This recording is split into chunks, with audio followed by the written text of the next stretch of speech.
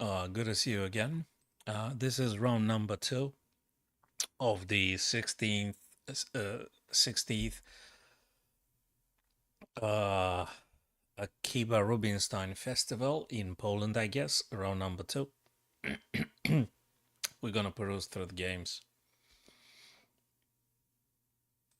and that's the first game. Vincent Kama white, Alexei Serrano with the black pieces.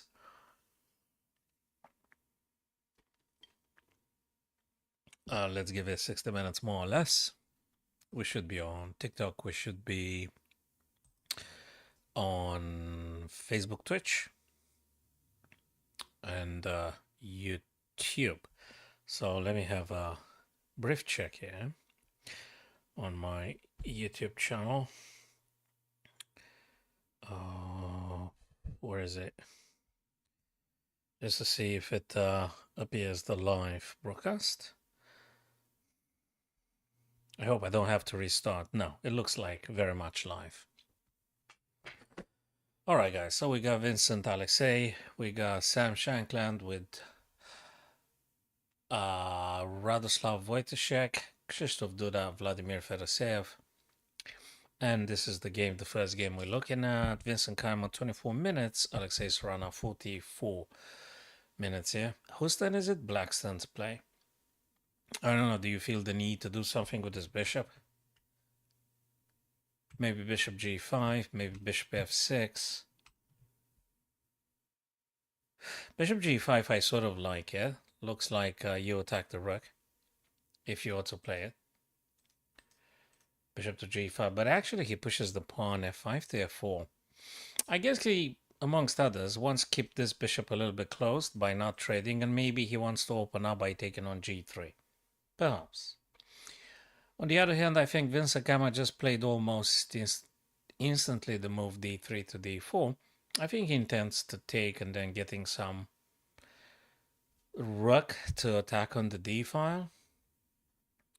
Anyway, the threat would be d to e, and black queen has to go somewhere safe.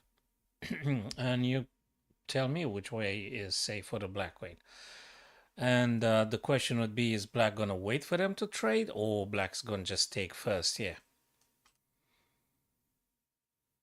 It is a thing. So he took, obviously. Now, I guess you could take straight away, or you could get the rook first, but maybe you want to keep the rook here because there is also a problem with the f-file. So perhaps you may want to, you may want to take straight away with a knight, right? Or do you want to use the knight to take it on f4? Or maybe move the cd, rook from c to d. Okay, that's not the right idea.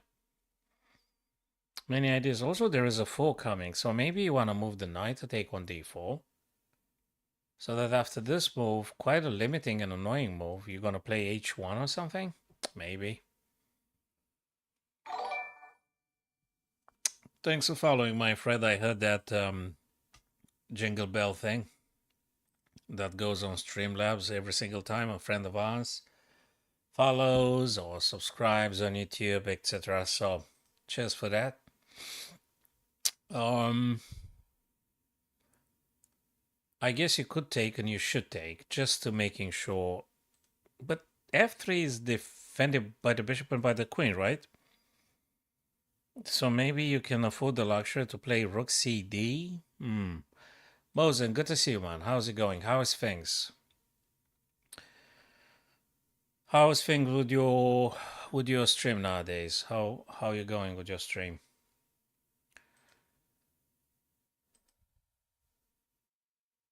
Did you do the double destination on you're using Twitch, you said, right? Okay. Try the Streamlabs or OBS. Well, I mean, maybe Streamlabs is a bit more user-friendly.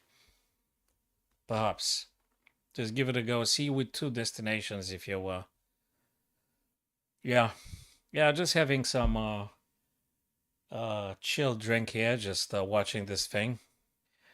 So I'm gonna give it like maybe 60, maybe 90 minutes and such. So well, we'll take it from there. Depends on our friends joining the stream. Okay, so let's move to the other game. I mean, they're all instructive and beautiful and full of ideas. I guess bishop. Sorry, I guess the knight would be a good idea to taking here,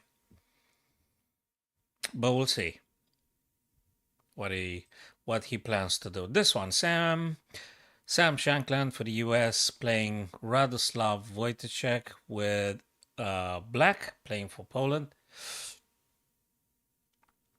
G takes F4. Oh, you're talking about the Vincent Kheim Alexei Sorana. G takes F4. Hey, that's interesting. A little bit unorthodox, but it's interesting. G takes F4. It is interesting. It is interesting, actually. So I get you don't like knight takes F4. I mean, if you really, or you want to have two pawns on F and E connected or something, I don't know what to say about this. Probably you're not concerned at all about some queen G6 and bishop H3. I mean, sure, as long as the queen stays on the third rank. Interesting. I don't know what to say. It's an idea. It is an idea. G takes F4. It's an idea. I don't know what to say about this. Maybe knight takes rather. F3 also another idea. You play F3 to make sure the E4 is kind of like pretty much safe. You're stopping the black pawn from moving down the board. You kind of make your bishop like a pawn and nothing else. On the other hand, long term, medium long term, you might be having some challenges on the dark squares diagonal, A7 to G1. You might have. So it's a committal move.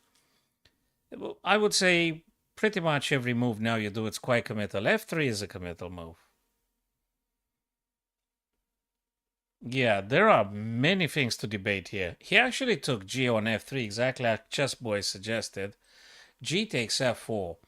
The virtues of this move, if I interpret this correctly, would be another potential E4 to E5, maybe at some point, or rolling this guy's up the board at some point, especially after you make sure the D4 black pawn had been captured as well.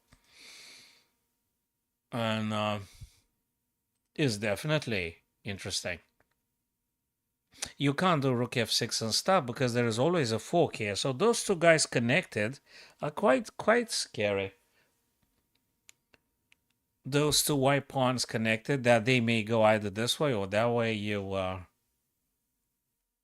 You can anticipate again which way he's gonna go. But definitely it's that's something. Moving back to Sam, I haven't looked at Sam and Wojciech at all. Neither the other games, Jan Duda and Vladimir Fedoseev, I'm pretty sure they play something phenomenal. What's going on here? 2, 3, 5. 5 pawns to 5 pawn. There is two isolated white pawns on B and D. So from this point of view, maybe black, for the time being, he got 2 pawn islands and it looks nice and connected everything. This knight is under attack. It's white's turn, right? So you probably have to do something with the knight, either defend, move away. Okay, so he defended with queen to c to also keep an eye on this diagonal. Also, you've got to be careful with black. If bishop takes, you can't. You actually, no, you can. Of course you can. Yeah, but nah, you can't go this way because knight b4, right? No. Okay. Queen c2 is good. Defends the knight, eyes the h7. Let's see what happens in the future. This knight on h4 is a bit on the rim here. What exactly does the knight attack? What does it do? He would have needed the queen to play, but you can't move the queen because there is a white knight. And if you want to make white moving the white knight, you got to play something else. But that's not good at all. AF pawn because of the pin. So you can't send the white knight away. If you black here. Unless you want to do crazy stuff. Which probably it's not advisable at all. Sack exchange and stuff. I don't think so. I don't think so. So black's to play.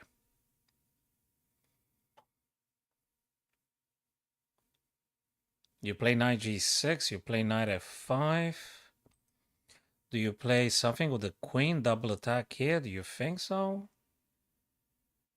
Queen e7 to just make a battery? You never know. Yeah, then rook e. Quite difficult. It's very complex. Very complex. Very complex. This one attackable in principle. It's a bit of a weakness. h7 currently hit by the queen. I don't know in what situation you may manage to get knight g5 to attack on h7 twice as long as the queen is here. I don't know. If you do g3, maybe it's an idea. Yeah, but then you gotta check. Then king goes g2. Complex stuff. Black to play here. You do h or g? I'm not convinced. If you do g6, you're weakening the dark squares, right? So maybe it's not the best stuff to do. Quite a difficult one. What do you do with the rook in principle? You stay and wait, you play a7, you play rook ad, you play rook ae. What do you play with the rook? Knight g6 can't be wrong, I think. It's not a blunder. It gets the knight a bit more active, Mosen. I think it's a good idea in principle. Knight g6, the knight does at least something. He might play f4 at some point. You know. It's a good one, knight g6. You can relaunch the knight from g6 someplace else. Let me refresh the page. I think that was a mouse slip of mine. Yeah. So Mosen, yes, knight g6 could be played potentially. Thank you, my friend, for following. And hey guys, look at this stuff that he played. Knight to f4. Knight to f4. I mean, what do you think of that? What do you make of that? Knight to f4. It's like you couldn't care less about any g3. I mean, you do have a knight h3 check, right? And you can't move the king anywhere because the other knight stops your king. This is very creative from Radoslav Wojtaszek. I mean, this is really courageous. And it's also beautiful. So if there is a g3, there is knight h3 check. Where do you go? Well, you either go f or you go h. Do you like that? Having two knights close to your king, threatening forks, and you need to spend a lot of time calculating and staying away from the forks? Very difficult. And Mosen, you say bishop f1, which I understand the defensive virtues of your idea. I understand why. You want to protect the g2, right? You don't want to give them that pawn. I understand, makes sense. On the other hand, it is a little bit painful to play bishop f1 because you already have a bishop on c4 being actively and attacking f7. And I mean, it's a good stuff, right? Having bishop to c4 the whole game. I mean, white always dreams to get bishop c4 and attack f7, potentially with some battery, queen b3 and stuff like the Evans gambit and things, or Danish gambit and stuff. But playing bishop f1 just to defend, probably you have to do it. Unless you got another creative idea. These games are really, really, really tough and challenging and beautiful at the same time, and so complicated. Sometimes you have to defend. You have to defend. So you get the bishop away from being active to being super passive and defending. Okay. I guess you have to. Wow, what a position and what a bloody move he played. me and our friend Mosen here, we went for knight g6 and stuff. And look at this. Fabulous. Let's have a look, guys, at Vladimir Fedoseev with the white pieces and Jan Duda with the black pieces. So let's have a look at this game a little bit here. Again, on our stream here, I'm not using any engine or evaluation gauge, or it's just me and you, my friends, as doing the best we can. 3-2-5. So there is an extra pawn here for black. Sorry, for white. Apologies. I wanted to say white. There is an extra pawn, 5 pawns to 4 pawns. Whose turn is it? Black's turn to play. Okay. And black has the bishop here. That is cool, I think, having the bishop here, right? You got a bishop here. But the question is, guys, is the bishop pair here for black having enough compensation for that missing pawn?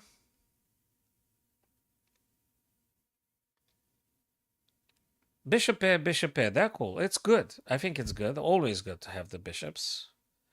It's open position, probably.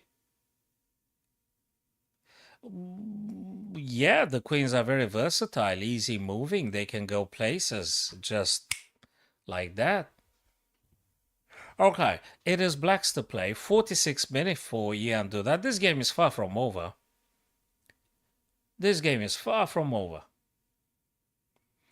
Okay, what's the ideas for black? What could you possibly play with the black pieces here? What could you do? What improving can you do here for black? I think the bishop g7 is on an ideal place for now. You don't need to do nothing. You want to hear something not ambitious? Exactly my thought, Moses. Yeah, you took my thoughts. Well, you didn't take my thoughts because they're not my property. So yeah, that's exactly the same thought. I just wanted to say h5. What does that mean? h5 means you kind of do not allow white to play h5 if they want to, disrupting your pawns. You're making a little bit of space for the black king to go h7 if absolutely necessary due to some back rank shenanigans. So you could do h5. Okay. And you get your share of space for the king side.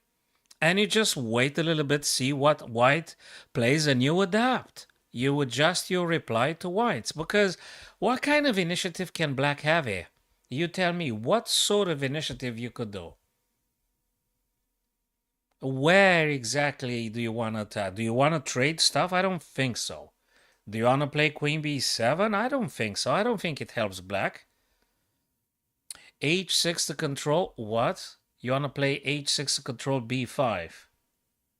What do you mean? Oh, g5 you mean. Oh, I see. I see.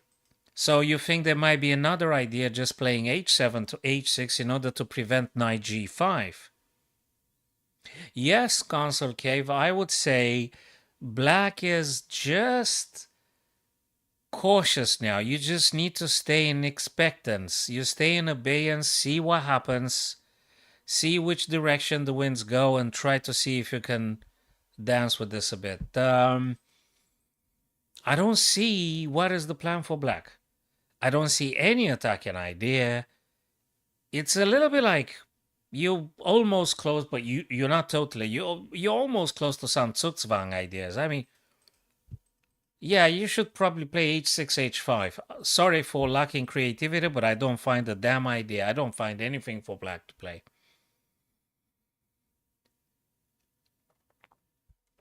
Yes, the stuck concept, it's called Zugzwang. I have of course, not just myself, I have a video on YouTube, my friends, if you want to have a look at your convenience on my channel, on my YouTube channel about the Zugzwang. Quite a useful concept, especially if you manage to put your opponent. Well, thanks very much, Console K, for your last sentence. So he moved. There you go, guys. Young Krzysztof Duda, a super grandmaster, young Polish grandmaster. He played Queen d8. That's it. Queen d8. This is the only move he can come up with. Not that he had a wide range of options. He didn't. What does that mean? Let's just have a look here. Well, there is a bishop and there is the queen. Okay. Queen keeps an eye on the h4, so you can't play knight, whatever you may want to play, if you want to play the knight. And I don't know why would you want to play the knight. But anyway, keeps an eye on h4, some double hit on d4, but everything is just waiting for black. The initiative goes for Vladimir Fedoseev. Vladimir Fedoseev is the guy that needs to call the shots here, having initiative, dictate the attacking terms and stuff. This pawn on d4 is pinned though. You can't move that pawn. Would be cool, but you can't. So maybe a queen move is needed for white here. Perhaps. Perhaps. I don't know how you want to attack. It's quite difficult, but beautiful nonetheless. Shall we look at Hare Krishna with black and how do I say the guy's name? Mateusz? Mateusz. Okay. Again, apologies. If any Polish guy watches it, you could advise me how I pronounce it, guys. Rook d7. That's a pin. Okay, cool. What else do you want to do here? Rook e. Okay, maybe. Look, a pin is a pin. I love pins. I absolutely love to do them, and I hate when the other guy pins my pieces. It's a very psychological, and I think it's a very good practical idea. Every single time, guys, you have opportunity to make a pin, especially if it's a blitz or bullet game, do the pins. Just do the pin. It's a conditioning. Your opponent can't move. This is an absolute pin. The bishop can't go.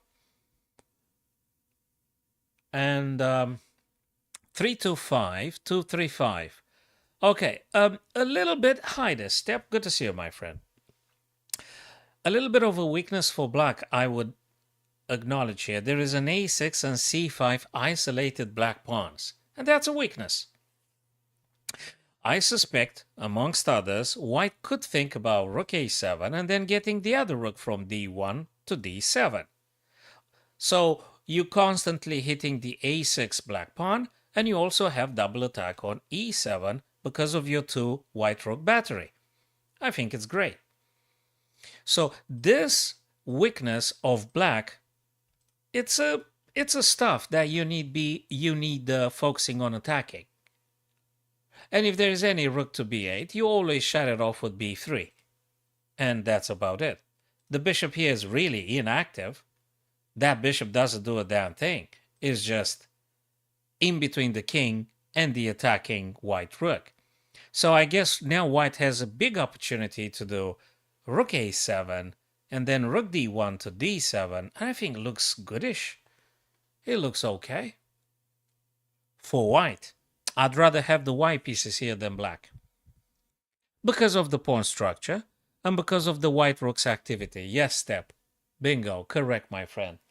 The white rooks are really king here. Yes, the 2 black rooks are painfully behind its own pawn. This is completely unpleasant. I'll tell you something. After rook a7, I think black will come with something like rook c7, one of the 2 black rooks. I don't know which one yet. But black played rook c8, rook h8 to c8 because they want to trade off one of the white rooks for sure. Another beautiful game. I'm happy I'm actually tuned in into this round number 2, my friends. Cool stuff. Let's look at Andrei Volokitin and David Navarra. What is that? 3-4-7. That's how I start looking at any position I lay my eyes on. 3-4-7. They all connected and nice and sweet. Cool. Black has gotten 7 pawns as well, but an isolated pawn on e6. Could you perhaps find some ways to attacking this guy? Maybe firstly you have to defend your pawn and then free up the knight? Why not? It's an idea. So there is a weak isolated black pawn and there is another backward pawn on g7, but I don't know when you're going to hit them. First thing first, probably you could definitely make use of your white rook. You can't keep the rook on a1. It does do nothing. So you need to get the rook on a1 to probably defend your pawn so you can put the knight to work and play something like knight g5 and see whatever they choose to do next. Then maybe you could jump around a bit, but you gotta attack something. So yeah, I'd love to play rook e and knight g5 ideas. It could be some others. 15 minutes and for Andrei and 35, 34 for David. Okay, he played King d7. That means if you do knight g5, you're not going to take the pawn. What you can do in the meantime is just activate the rook regardless. You have to do something with the white rook. You can't just keep the white rook there. So rook a to d1 makes a ton of sense. Always. It's one of the most sensible moves ever. Absolutely, Console Cave. Inactive rooks, it's... I mean, you can take the rook, throw it out the window. Just take the rook, throw it away. It doesn't exist. This a1 rook, unless you do something. What? Well, we can debate. There is another plan potentially. Give up on the check, play rook e1 in order to play rook e4. Is that working? That is correct. By the way, it's an eternal principle in chess. We all, probably guys, you are more aware than me. The rooks are very happy on open files. Always, almost always, on open files or semi-open files. So you always want to get your rooks on D and E. That's what you normally do. Again, is it worth it thinking about rook a e1 and then rook e4 to attack h4 twice? With the knight and with the rook? How is black going to defend that pawn? That's a good question, I think. Yeah, rook d1, king e7, rook e1 looks good. Thank you, Step. That's something like this. You could do them both. So as a Zwischenzug move, you could play rook e1. Sorry, a rook d, check the king, push the king back. Rook e1 in order to do rook e4, attack twice h4. I think makes a lot of sense. And rook e4 also sort of keeps an eye on this pawn, on this fourth rank, if there's anything happening. I don't know when and how, but just saying. So yeah, I think I like this plan for white here, for Andrei Volokitin.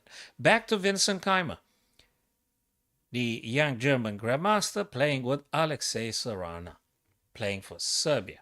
What is going on in this very, very difficult tactical position? So bishop d6, then knight f3, and knight d7. This, guys, I think this is the most difficult. Donations, feel free, Console Cave. There is a PayPal, I think, link. So if you want by any means to doing this stuff, you absolutely can do it using the PayPal. Thank you very much, my friend. Appreciate a bunch. Probably time for a new microphone. That'll be cool. So, knight b6 to d7. Why is that? Why is that? I mean, do you want to jump on e5? Asking for a friend. And then do you want to jump on g4? Is this what the black knight want to do? I mean, well, white is not just going to allow that, right? So if black knight goes e5, you're just not going to allow this to happen. I guess you're going to trade, and I guess they're going to use the other knight. But then if you take, the other bishop takes, I think you might got a very, very big problem here. Okay, guys, I think I've identified black's intent. Black wants to go very, very badly, very aggressively for the h2 dark square. In order to attack that h2 square and pawn, you need to make sure the knight on f3 no longer exists. So you need to find a way to deflect the knight on f3. If you manage to find that, I think white might have an issue. What do you think about this idea? Mosen, Console Cave, what do you think, guys, about this idea? Step, what do you think about this thought? You need to find some maneuver to get the knight on f3 out of the way. And after that guy disappears, black has an issue. And then, of course, we can ask ourselves, can then white prevent that thing? Well, that's the whole game. 11 minutes for Vincent Keimer. 11 minutes. Is white able to actually now take on d7? Looks to me you need to get rid of that black knight. It's just dangerous. Step, you guys are very good and I love your insights. I think, well, there are so many ideas. I don't know what to look at first. I think, amongst others, you may want to get the knight on d7 off the board right now, just to prevent black knight e5. Just for that. Because if one black knight gets it, okay, he played rook fe. Okay, I can see the big reason. Okay.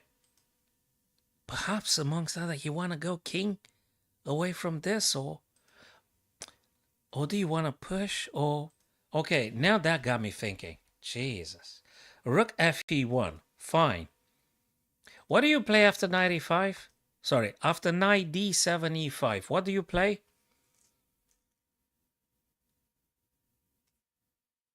What do you play after knight d7 to e5? What do you do? With white. Very, very, very, very honestly, what do you play? I'm being super genuine. So let's assume, Step, you are Vincent Keimer and you've got a plan. And you play this super grandmaster and the guy goes knight d7 e5. How do you play against that? Assuming the plan that I said previously is the real deal.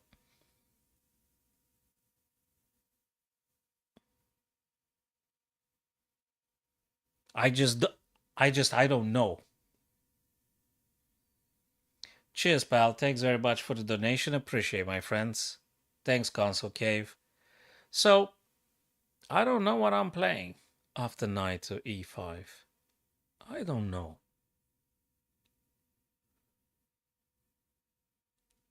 Knight e5.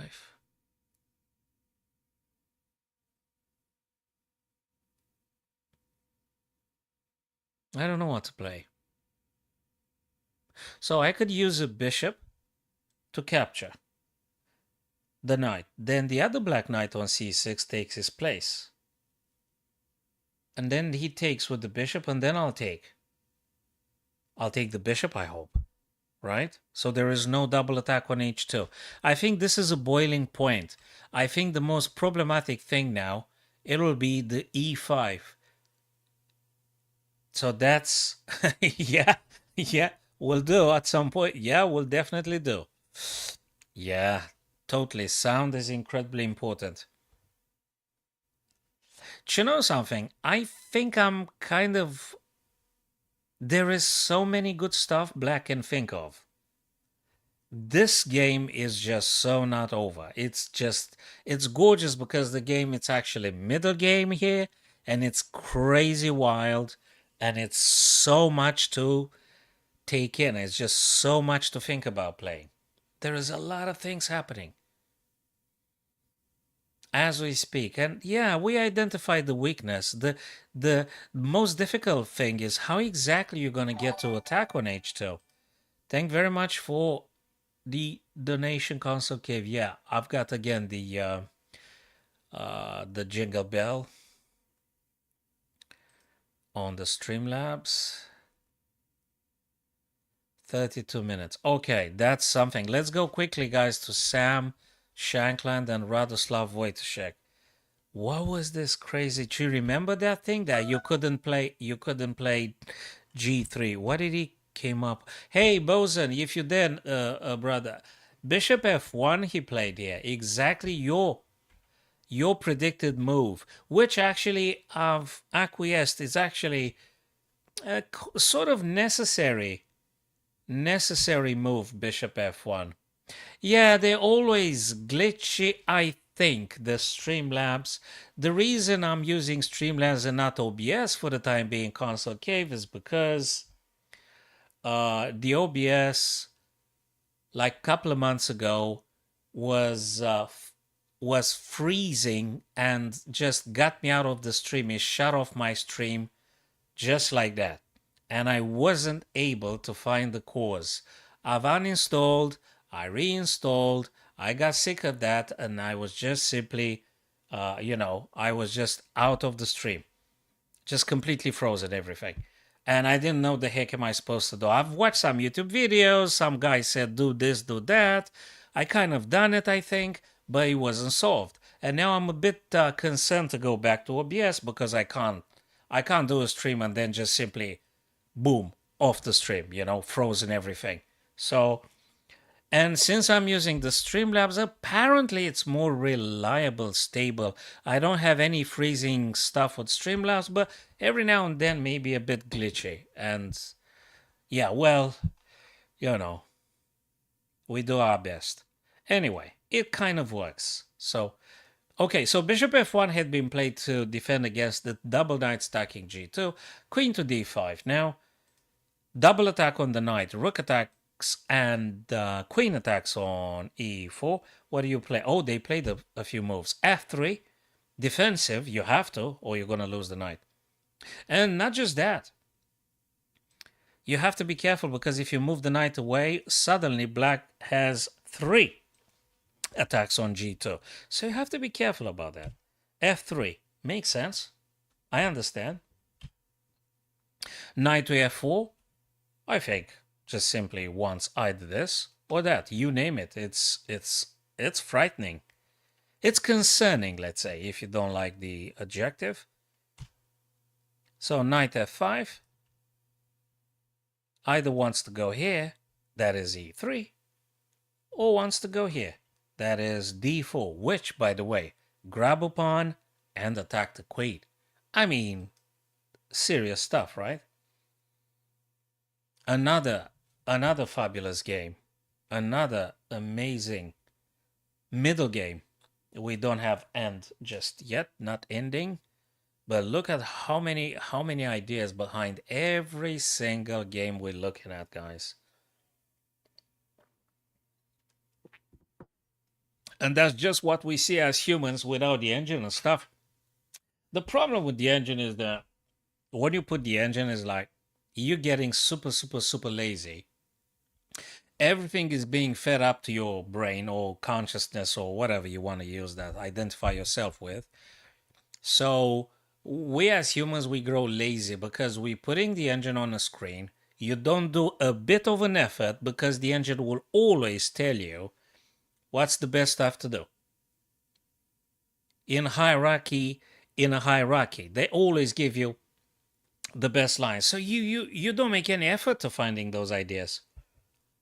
So I said my friends at the chess club, by the primary school students and my other friends, look guys, when you're watching this super grandmaster playing, don't put the engine on.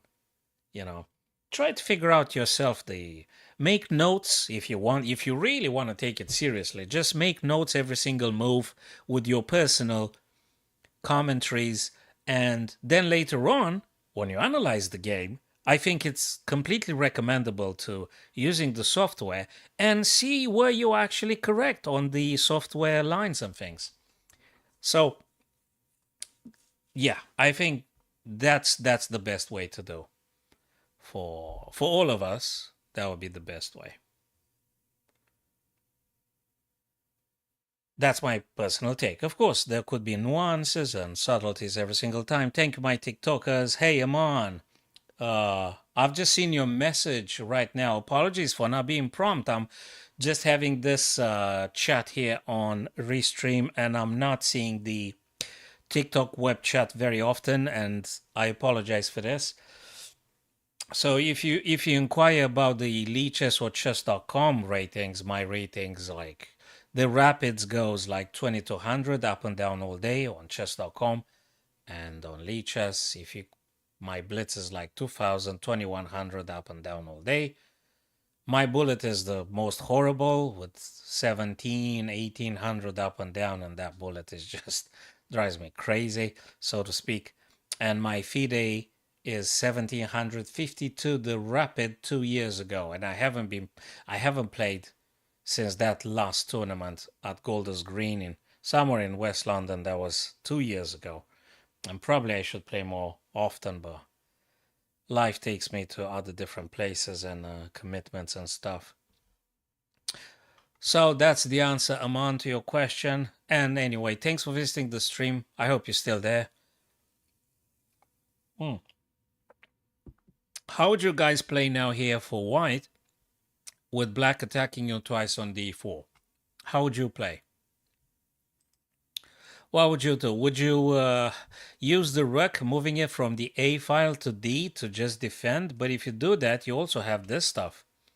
This is a problem. Knight e3 is an issue. Knight d4 is double issue. Actually, this knight on f5 is double trouble. What do you play? How do you defend e3 and d4 at the same time? You gotta defend those. You play queen d3 and done?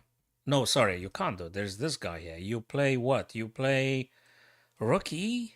Yeah, but you're losing this, right? Yeah, but there's also this. My God, look at this.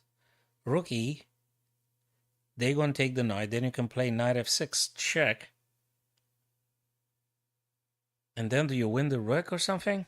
Can you play rook e1? Just wondering. Is rook e1 the best stuff you could do? No, he played knight g5. Knight g5. Why? Ah, he defends by attacking. He defends by attacking. If you play this guy, wherever you want to go, is check, check, and then you got massive problem. It's just unbelievable. He defended by attacking. That's the best stuff to play, to do in chess. Whilst I was considering very, very slow ideas like rook e1, which is an interesting idea though, he actually defended by attacking. He played knight g5. And if you ask how is that defending against knight e3 or knight d4, well, it defends because once you move the black knight on f5, there is queen taking h7 straight away, defended by the white knight. And that is check. Not checkmate, but that is check. That's a strong attack. King is forced to move f8. That's a forcing move. Then you can continue. Either bishop a3 or you could play queen h8. And then king has to go out in the open. Then you could play rook e1. I suspect the king goes and you might be just able to take with the queen the rook with potentially checkmate. So actually black can't play knight d4, knight e3. Unbelievable. Just unbelievable. It's beautiful. Sam found something, I'd say, very, very creative from Sam. So creative. Gee, look at this guy. Knight g5. Can you believe that? Very good stuff. My TikTok friends, I've read your message that you've reached 2,000 on rapidonchess.com. It's really, really, really, really tough indeed. Beyond 2,000 on either Lichess or chess.com, it's getting challenging as you're moving up and up the echelon. Yes. And good stuff. Congrats, dude. That's good. I'm happy to hear this, mate.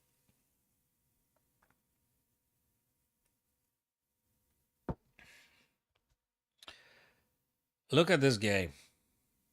Superb. Knight g5. Now the question would be, what if black chooses to play h6, for instance? What are you going to do? You're going to go back? And then that seems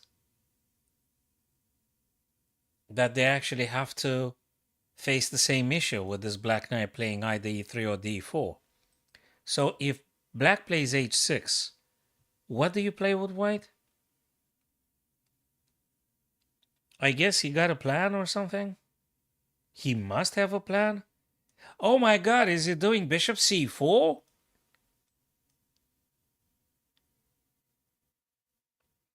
Jesus, that's exactly the answer. And he's seen it all before. Well, that's why he's a grandmaster, right? So he played knight g5 to stop knight e3 and knight d4. And at the same time, if there is any h6 or any, God forbid, any f6, then it's bishop c4, punishing black on the spot. Queen is gone if you push the f-pawn, because bishop c4 pins the queen absolutely to the king. This is just spectacular game by Sam. Oh, whoa, whoa, whoa. That's a mouse slip, by the way. So, guys, it's just unbelievable. This kind of self-inquiry is just unbelievable. So h6 is just not doing nothing, so to speak. in terms of repelling the white knight, or it doesn't do nothing. You're gonna play bishop c4 regardless. And what is black gonna do? You are going to take on f7. After queen moves, whatever, king's gonna move, and you're gonna take the rook. Thank you very much. Can you believe that? There's no wonder Radoslav hasn't moved yet. It's just unbelievable. The potential of white attack here is just unbelievable. Wow. Absolutely splendid. Okay, well, we're going to go back. Vladimir Fedoseev, white, Jan Duda, black here. Ah, that's that game. I remember. Probably you too remember, guys. It's that game in which black is not supposed to do anything just yet, because you don't have too many things to do anyway. And in which Vladimir Fedoseev needs to find the best way to attack, which is, I don't know, is it bishop f8? I don't know what is black supposed to do, but anyway, now it's white's turn. So would you go for trading stuff and you go queen c4, queen c5? What do you play with white here and why? Do you go queen c5? I mean, black takes and you take, you have a pass pawn on things? But it doesn't mean black has to accept your queen, by the way. It doesn't mean they have to accept it, but just saying, do you do queen c5, queen takes, dc, and see if you can play bishop b5 and push the pawn on things? Just saying, maybe. Is it doable? I guess it kind of is, but I'm not sure it's the best stuff. Yeah, I'm not sure it's the best thing, but it's an idea. It is an idea. Also, by queen c5, queen takes, pawn takes, you're no longer being attacked by the bishop, and then you can play your knight, whatever you feel like is doing the greatest job. Okay, I don't know if queen c5 or queen c4. It's just my 2 cents here. It could be, but I'm not sure. Maybe there is stronger ideas than this. Maybe. The other one, Mateusz with Hare Krishna here. Mateusz being with the white pieces. Now that's a cool game. Another cool game. Ah, I remember this game.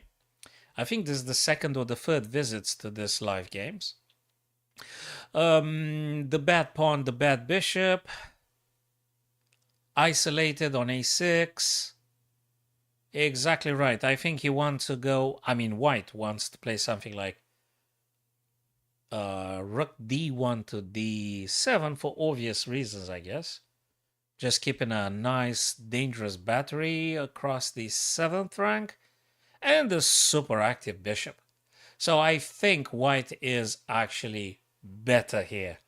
Significantly better here. Shall I try a human evaluation gauge and then I may double check with the software? So let me, I think it's a plus here. I think it's +1. Maybe plus 0.80. Plus 0.80. White is actually doing very well.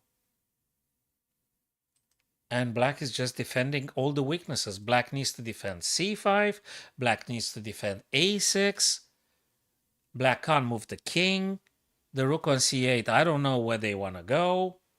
There is no check you could do with black. Well, you could push the g5 if you want to do something. Or to pretend you do something. You kind of can, I suspect. So, the evaluation gauge. Let's have a... I apologize for this, but I need to know if there is... It's just plus 0.21. So I was way too optimistic. I apologize. I was way too optimistic. I put the evaluation gauge. It says plus 0.21. I gave it plus 0.80 because I'm very confident with the white pieces activity. We'll see if I'm correct or not later on, but I think white pieces activity is way, way, way superior here. Nice one. Let's look at the 5th board now.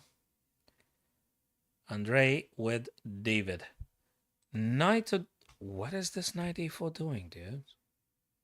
If you take the guy's knight, he's gonna take your knight. I see. I see. Okay, makes sense. Um, can you like put another pin on the knight? Only 5 minutes 20 seconds for white here. Could you play just rook d2? Is it that bad, rook d2?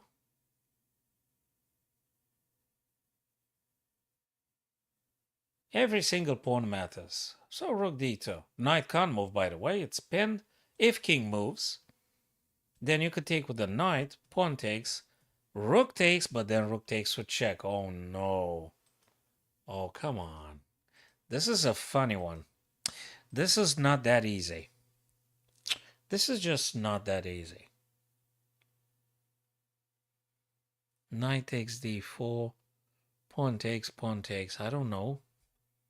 Well, the black knight attacks the rook as well. So you either move the rook to d2 or you capture with the knight or with the pawn. You may need to take with the pawn. Yeah, okay, they take you, but then you take again. Yeah, I think I like this. So, do you know what I'm thinking, guys? c3 takes d4, rook takes f3, d takes c. So you took a pawn. 3-3-6, 3-2-5. And your rook's still on the second rank, defending the b2. Then you may attack with the king g2. So pawn takes, rook takes, and then you take again. I think that's goodish. It's good. It's good. Right? Pawn takes, knight, rook takes knight, has to, and then you take the pawn on c5.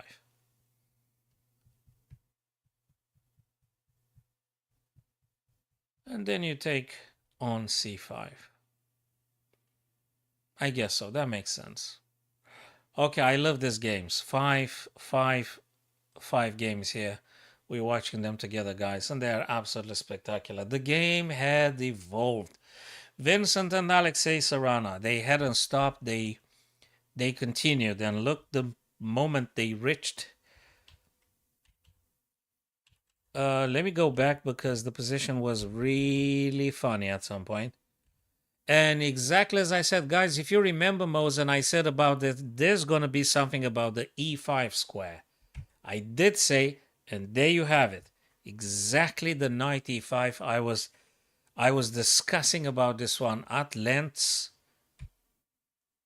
Knight takes. He decided to take with the knight. Knight takes. Gee, man. Queen to e3. He didn't even capture the knight. He played queen to e3 to trade off the queen, or at least attempt to. Queen takes. That position is marvelous, and I'm happy I've actually seen the right idea like quite some ages ago. We did discuss about the whole stuff on h2. Queen e3, queen takes, rook takes to keep the pawns nice and connected. Knight to g4, attacking rook, but also h2. And queen to rook to h3 to defend this guy twice. Obviously, going to be a bad idea for black to give the bishop and the knight for a rook and a pawn. I guess that's understandable for all of our friends. We don't want to do this. We totally don't want to do this. A bishop and a knight in this position is way more valuable than a rook. So, no, you don't want to do that trade. I don't think so. So, knight f6 moved back. Also, a bit of pressure on this square here. Rook h4, if you wonder, amongst others, rook h4 wants to go away from the bishop's diagonal. So it's good to be away from the h3. c6. Huh. Why? Maybe to stop the bishop and the knight to do something on b7 in the future. So anyway, stopping that. Knight d3. Bishop c7. Rook e1, defending the e4 pawn, right? Which is double attacked, double defense, so to speak. He doesn't want to take the bishop, the Knight on f6 yet, because a bishop is a bishop, though. It's quite cool to not trade it for a knight. Rook attacks. And rook here probably wanting to demote white from playing any knight e6. So yeah, you're gonna lose a pawn. Bishop c3 had been played here by Vincent Keimer. Bishop c3. Isn't it like a waiting move or something? Well, no, it's more than a waiting move. It actually defends d2 from the rook. Ah. Oh man, this self-inquiry. Bishop c3. There is no rook d2. At least not now. Okay. Bishop c3. Blackstone. These bishops are something. These black bishops, c8 and c7, they're something. King g8. King g8. Ah, I know why. There is always, and also rook here, it's not just to move away from, sorry, it's not just to stop a knight here. It's actually the problem on knight g6. And the pawn is pinned absolutely by the rook, so white would have won the black rook on f8. So, I mean, just to go back a little bit, knight f4, sorry, I didn't notice in the first second I've seen it. Knight to f4 actually wants to play knight g6, so winning the rook. So that's the main reason for rook f8, rook e8. I said actually that wants to stop white from playing this guy because bishop takes, pawn takes, rook takes. But yeah, but more importantly, black wanted to stop knight g6. Bishop c3 to prevent black rook d2. King to g8 actually to move away from any ever attempt to knight g6. So the pawn is pinned. So you can't do knight g6 now because pawn takes and you're kind of losing the game. That's nice. Move number 36. I think in 4 moves, guys, they're going to get half an hour extra on the clocks. Bishop e5, you say? Bishop e5. Hey, what's this message, man? What's up? What? What? I'm streaming. I am streaming. Streaming. What? In this position here, no, you need to improve the position. Yeah, I'm not. Can you? Oh boy, please text her. Please text. Please text her.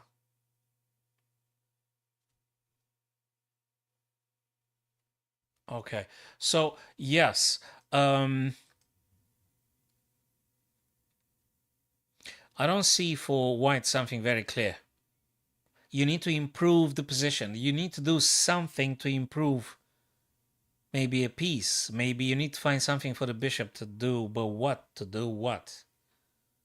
I'd like to have the bishop coming to c4 rather than g2, but I need to keep constantly an eye on the e4 weakness backward pawn. Also, the white rook has to defend the knight because the bishop attacks it. So there is a couple of weaknesses here for white. I think black's doing a bit better here, Mosen. I'd agree. Yes. Yes, I think white is doing a little bit better. Black is doing better than white in this position here. It's a bit of inactive pieces, weak e4 y pawn and square. Now the question is, maybe you should take the black knight. Oh, sorry. Did he do it? He didn't do it. So the okay, yeah, there you go. I said maybe you should improve the bishop on g2, and he did that. He did do that. Bishop f3 he played. Just something, you need to try do something, improve something. Maybe some rook. Rook in the corner maybe. No, maybe not now. In terms that maybe you can use the rook, but you can't do that because e4 is hanging. Well, e5 when? For you talking about white playing e5?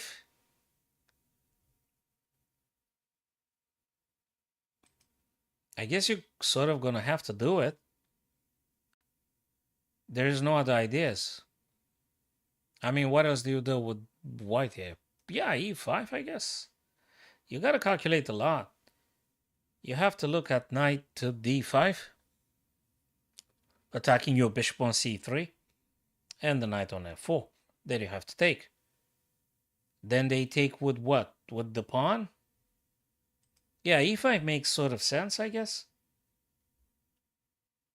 And if knight d5, knight has to take. And then what? They take with a pawn? And then you have yourself a bishop looking at g7 maybe, and some rook. Another king h1, and then rook g1. Medium long term, maybe. Maybe, yeah. e5, yeah. Definitely an idea. Try and move those pawns and attack. Rook e7, look, that's a defensive idea. Yes, Bosun, that is correct. That's a defensive idea. Rook e7, that's a defensive idea. Looks for the g7 and stuff. Also, I guess you want to make a battery on the e, right? He wants to make a battery on the e. e5. That's definitely one of the candidate moves for white, if I'm correct. I don't see why not. That's definitely something. These games are fabulous. h6, there you go, guys. The move that I've said, I think, in this fabulous middle game. Again, knight g5. What a move by Sam. Knight to e6. Obviously, it doesn't work h or f here because it's devastating. So he played knight e6 to try to challenge the white pawn. And Sam comes with the pin. You can't touch the white knight on g5 because there is back rank rook takes with check and mate. It's just unbelievable how Sam plays this game. Beautiful, absolutely beautiful. And it looks like every single move has its very strong purpose and very, very strong meaning as well. Rook e1, you know, getting the rook to being very, very active. Really, really active. What a pin. What a pin. And mind you, guys, bishop c4 is coming sooner or later. I don't even know what's stronger, bishop c4 or bishop d3. I don't even know which one's stronger. Wow, h6, desperately trying to get rid of the knight. It's just too much pressure. And he played bishop c4, as I said. Of course you want to get bishop c4. You attack the queen with tempo anyway. So that's a very strong pressure. Queen moved away, mind you, guys. Battery, queen and bishop. You have to do something about that. It's not a checkmate, but g3 being played. If black now takes g5, queen takes back straight away with the queen.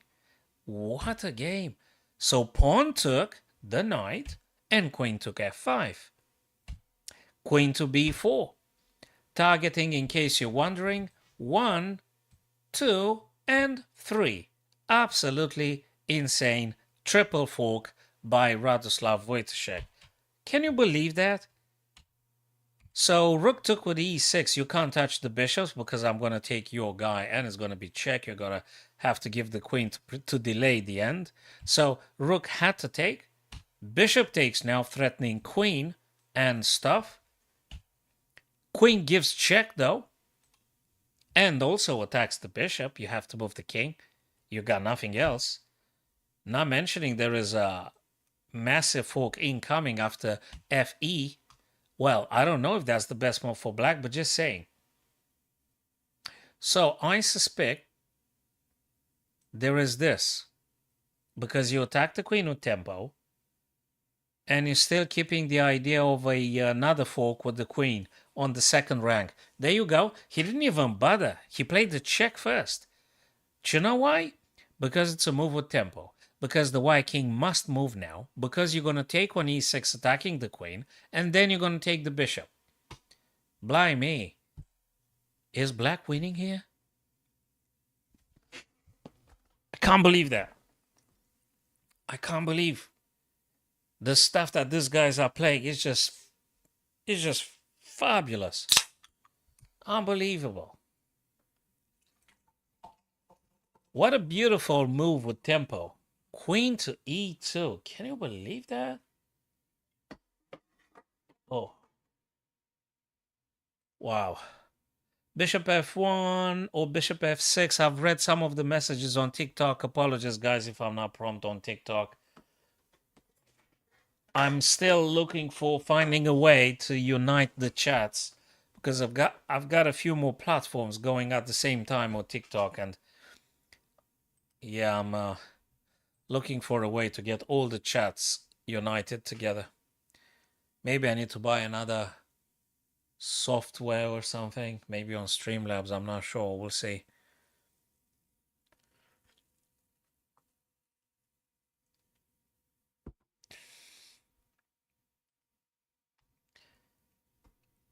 So Moses says king h3. Well, you have to move the white king. It's not a matter of yeah, well, the question is where you're going to go with the king. True. But you have to move the king. So the stuff with the check is that it's not compromising. You have to deal with the check. Probably h3 is the safest spot. I'm not sure it's a draw, but it's super, super exciting here. So king h3, cool. And if I play fe6 attacking your queen, could you advise me what do you play actually? After fe6, where do you move your queen? Because then I want to take the bishop. I don't know if that's a draw. I'm not sure if that's a draw. I'm not sure. I don't know. Let me look at Fedoseev and Duda here. That game in which hey, they traded the bishop. And the black queen is very, very active now. And the bishop, I sort of like it. That is interesting.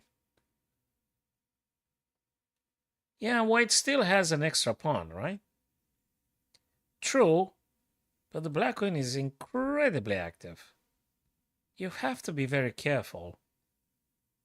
And I guess black can also play king to g7 and then move the rook around. Sorry, move the bishop into action. Queen has to be careful staying here, defending against the second rank checks coming from the black queen. Yeah, I don't know. This is still to be played. This game is still to be played. I think the bishop on f8 is a bit more active than the knight currently. So this bishop on f8, the dark square black bishop, is more active than the white knight on f3 for the time being. White needs to do some arrangements. He needs to find some ways to get the knight to attack to. f7 would be cool, you know, if you had a knight on g5 or e5 and then queen on the 7th rank, you might be able to attack f7. But how are you going to do that? How are you going to get the white queen on the 7th rank?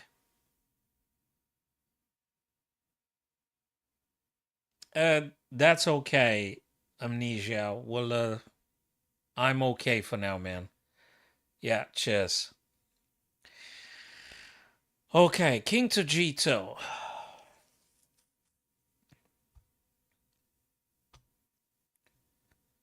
Why did he play that? Oh, to moving away from any incoming checks on a dark squares. Right. So he wants to actually push this guys, I think, sooner or later. And maybe he wants to go king h3. And then he wants to maneuver knight and the two pawns on the e file and the queen. All right. He wants to move king to relative safety out of the dark squares. And he needs to play with the white knight and the two white pawns and the queen to start attacking some things. It makes sense. And Mateusz Hare Krishna here. Hey, this is that game in which black suffered all the time, I guess, with the isolated pawns and things. The game had evolved a bit. Black still has to keep an eye on the A pawn. If that pawn is taken, it's a bit game over. If that black pawn is captured, white will have a pass pawn. That will just go, go, go, go, and promote. That's it.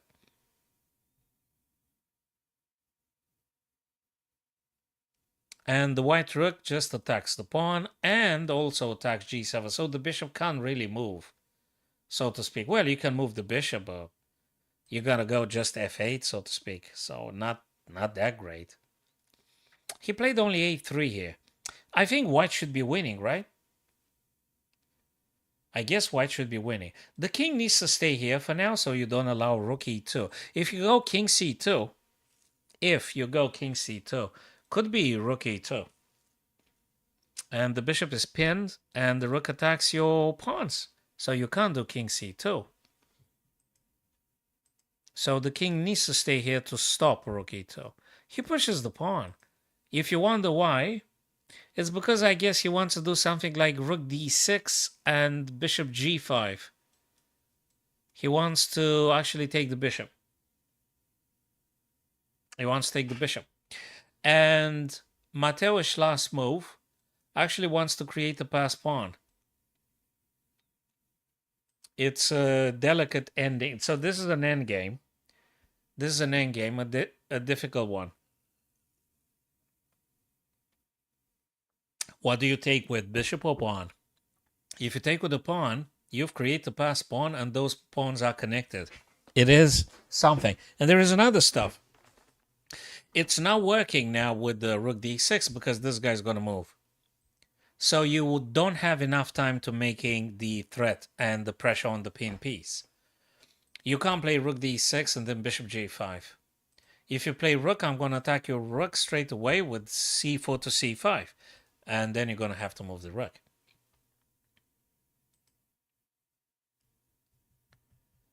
Yeah. I think white's gonna pound on this one. I think you're gonna win this one with white here. So the only thing you got available is just try yourself to pushing those king side black pawns, but those guys are not pass pawns. There's still 2 pawns here and the bishop. It's not gonna work that easy. Whereas for white, c5 can be pushed in complete safety, right? And then, I don't know, difficult for black. A bit more difficult for black, I'd say. You can't move the bishop because also we take this pawn here. It's getting more and more problematic for black as the time passes here. They've got like 6 minutes each, more or less, but it's getting more challenging here for black. And by the looks of it, both Jan Duda and Vladimir Fedoseev got themselves the half an hour. There you go. They got themselves. They reached move 45. Of course, they got a half an hour. That's gonna be a how do we normally call this kind of thing? Instructive, right? That's the thing. Rook takes e7, says Mosen. I guess Mosen talks about this position. Hare Krishna, right? Rook takes what rook e7? You want a second exchange? When? How do you want a second exchange? Why? Dude, you want to play rook takes e7? No way. It's not winning. Not now. It's interesting, but why? Rook takes e7. I guess king takes. Okay, you've got another check. So what? Do you think you're winning with this? Do you think rook takes e7 wins now? I don't think so. I think you lose if you do it. You don't have enough tempi to pushing the pawn successfully. Yeah, you have a bishop, but is it enough compensation? I'm not sure, Mosen, about this rook takes e7 idea. Maybe not now. Maybe when the pawns are on the 6th rank or something. Maybe not now. I don't know what to say. I'm not very convinced about rook takes c7 in this position for white. I mean, you're talking about before g3 being played. I'm not sure. I'm not sure about rook takes c7. Yeah, maybe. Interesting. I'm not sure. Anyway, the GM played G3 for the time being, just to put a stop to any F4 coming. So if this guy goes, takes, and takes. Okay. So G3 for the time being. He didn't take on E7. We'll see. Back to Vincent Keimer. Fabulous game. Look at this position here. Knight to H5. Very nice pressure by Vincent. Knight to D. Oh my days, look at this. My God, then Vincent pushes the pawn. He doesn't touch the black knight. He attacks the black rook himself. My God, what a difficult middle game. What crazy wild tactics take place right now. This is quite difficult. You don't know what to start with here, you see. So if knight takes the rook, you're sort of gonna have to take the black rook, right? Because they took you the rook. And then rook's gonna have to take. No, rook doesn't have to take. Because that pawn can be taken later on. So if no, he took actually the bishop. He was more concerned about the bishop. He took the bishop. Should we take the black rook? I think so. Wait. Did he actually take it? No, he didn't. I mean, this is unbelievable. Knight took the bishop on c3, which I sort of understand. That bishop was really, really dangerous on the dark square diagonal, the a1, h8 I'm talking about. So that makes sense, so to speak. Knight takes c3 makes a lot of sense. Now I suspect you have to take the black rook. Yeah, a rook is a rook, though. And the black knight is still on pre. They gotta move. He couldn't even be bothered to moving the knight. It's just me playing over defensively. Alexei Sorana played another move. Beautiful, gorgeous move. Bishop defending the knight, maintaining the knight in attacking position. And the bishop sort of can't be challenged by any white piece. And also the bishop sort of defends g7 a bit. There is only the white knight attacking, but you never know in the future. So bishop e5 defends the knight, so the knight stays in attack and defends g7, keeps an eye on the g7 black pawn. And he can take later the pawn on e7. This is a very, very complex game. It's very many things taking place, Mosen. You're asking what's going on? Very many things is going on here. Very many tactics. Anyway, black has the bishop pair. Bishop pair for black. It does matter. There is two rooks for white, but they don't really do a great deal of nothing. And this bishop also doesn't allow you to do rook h3 or... And the other rook on e3, where do you want to move it? How? How many tempi you need to do something with the rook on e3? I gotta say that after the strange moves lately, black has sort of emerged a bit more active. The two black bishops I'm talking about, the knight on c3, and the two white rook had been a bit paralyzed, sort of. They've been very limited. The two white rooks. The rook on h4 now, I'm not sure what exactly is doing. What do you do with the rook on h4, by the way? I'm not sure what you're doing with the rook now. You can't go h3, you can't go g4. Well, you can, if you want to give the rook for a bishop, I guess you can, and probably you will have to. I don't know, it just looks weird. So the rook on h4, I'm not sure what you're doing with that rook. The rook on e3, again, I don't know what you do with the rook on e3. The bishop on f3 just defends, stops the black knight from going, d1 or e2 or whatever you name it. I think black pieces are more active here, way more active than the white pieces. And of course, the knight on h5 is a knight on the edge. I don't know what the knight does at this moment. Maybe you need to play something with him to trade off some bishop, some knight, maybe. Very interesting. So this guy's Drew, Sam, and Wojciech. You know something? I'm very intrigued they drew in that crazy tactically position. I'm not sure how many of us would have drawn. That was just so wild. Uh-huh. Okay. 4 pawns, 4 pawns. Well, yeah, well, in this position, yeah, okay, it's a draw. Okay, yeah, well, now it's a draw. But difficult. So we've got just 2 games going on, guys. We got Vladimir Fedoseev, Jan Duda, and Vincent Kayma, Alexei Sarana. So now we're looking at Vladimir Fedoseev with the white pieces. We did say about the black pieces activity. Look at this bishop now joining the queen. The white king went on h3 exactly as I said at some point. I've indicated that actually h3 is one of those relative safe squares for the white king because the bishop can't reach you. You can't be attacked by the dark square bishop. Never ever. Queen is on a white square, knight is on a white square. Sort of the knight becomes available to jump around. To what purpose? Well, we'll see. So knight can go E or G or I don't know what maneuver you want to try with the knight. Where do you want to go with the knight actually? And why? I mean, you may want to attack f7 twice with the knight and with the queen. How do you get queen on the 7th rank though? Yeah, king f. Look, I think black can play king f8, king g7. Something like this you could. Or maybe there is more improvement to be done here.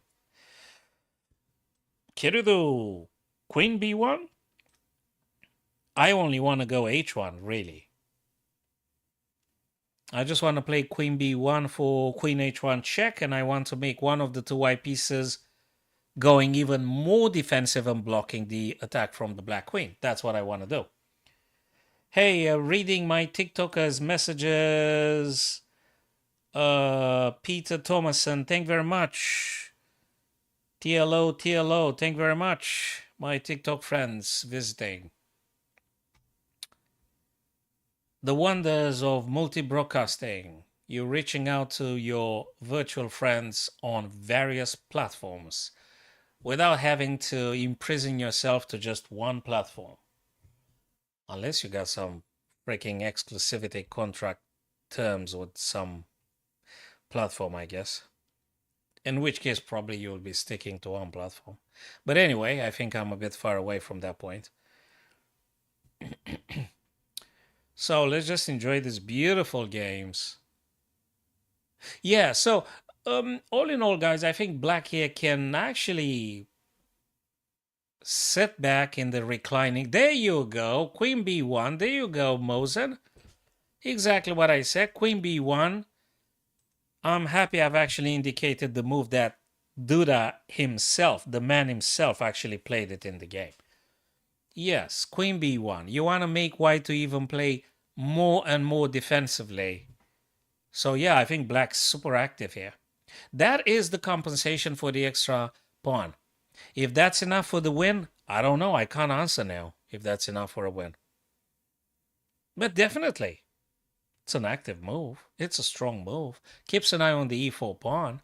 d5, it's one of those things you kind of have to do sooner or later. Probably it's a draw, Mozart. Probably it's a draw. If white is to do anything, you gotta push those guys. At the same time, you gotta be careful how you're pushing the pawns, because if the dark square is becoming even more naked, you might have some issues with the bishop attacking long range, you see? Something like this, if the bishop is on b8, and if you, I don't know how you are forced, or you yourself pushing the pawns and you vacate the dark squares, you might have some issues with that bishop. It's not quite over yet. I'm not sure if d5, but probably you need to do a pawn break sooner or later. You kind of have to. I don't know. Knight e5, knight g5. Yeah, but you're gonna be so checkable from behind. You can't. Yeah, so look, in principle, knight g5 with queen a6, you need a couple more tempi, and black is gonna do this kind of stuff, which is kind of checkmating the knight and the queen on there to defend. You sort of gonna get checkmated. So you have to keep your knight and your queen close, or at least one of them. It's difficult. It's difficult. I think if I'm white, I'd suggest the other guy a draw here. If I was white, I don't think I want to fight against the bishop and the queen. Even if I have the extra pawn, I'm not sure how I'm going to do it. I'm not sure. I'm not seeing any big plan for white here. You have to be careful against the bishop and the queen. I'm not sure. Back to Vincent Keimer, though, and Alexei Sorana. Now, that's a difficult tactically middle game here. Knight takes g7. Let me see what happened last time we visited. So we spoke about how difficult for white is the current position with two inactive rooks and a marginal knight. Rook d3. He tries desperately to, you got it, wants to play rook to d8, which is something black will address with king f7. We're going to go back to that game just in a second, Mosen, and we're going to discuss that beautiful idea of yours. King to f7 now. So if there is a rook d8, I guess king can take himself, right? I'm not sure. That looks like you want to get the king to the action now. There is no queen, but there is a light square white bishop. I'm not sure. Bishop c7 makes sense. But whoa. You're dropping the knight, right? You got to be very careful. The knight on c3 is hanging. Mosen. What do you do with the knight? How could you do bishop c7 if you lose the knight? I'm not sure about that stuff of yours. Have you seen something I'm not seeing? Why do you want to play bishop c7? I mean, I understand why, but the knight can't be lost, can it? I'm not sure what white plays here. I don't know. Knight f4? Knight f4, knight f4, knight f4. If you take, fine. I'm happy to get rid of your bishop. So knight f4. Knight f4 because knight on h5 doesn't do anything. At least the rook might attack h7 at some point. Maybe then knight f4 and then maybe knight e2. Challenge the knight on c3. Maybe you force some tradings and your rooks actually will get to be more active and you eliminate black's active pieces perhaps with a move like knight f4, knight e2. Perhaps. Maybe. From white's point of view, I guess, knight f4, knight e2. We'll see about that. Yeah, by the way, feel free, guys, to voice your own ideas. Hello, Hey Dali. It's very simple to play me, but not in this very second. Just send me some friend request, either chess.com or leechess.org. Maybe subscribe to my YouTube, and when I go live, we're gonna do some games. We're gonna play maybe a tournament with our friends. Pretty much everybody here has a chess account on leechess.org and some other platforms. And we can do a tourney together, my friends. That would be very cool stuff. We can make like a tournament for like 2 hours and play rapids so that we don't do mouse slip in a 1 minute bullet game and do like 10 blunders per game. And then we all missing checkmate in one move. It happens. I lost a few games and I was about to deliver checkmate in a move in the bullet, of course. No increment, no nothing. Quite frustrating. So I had to take a break.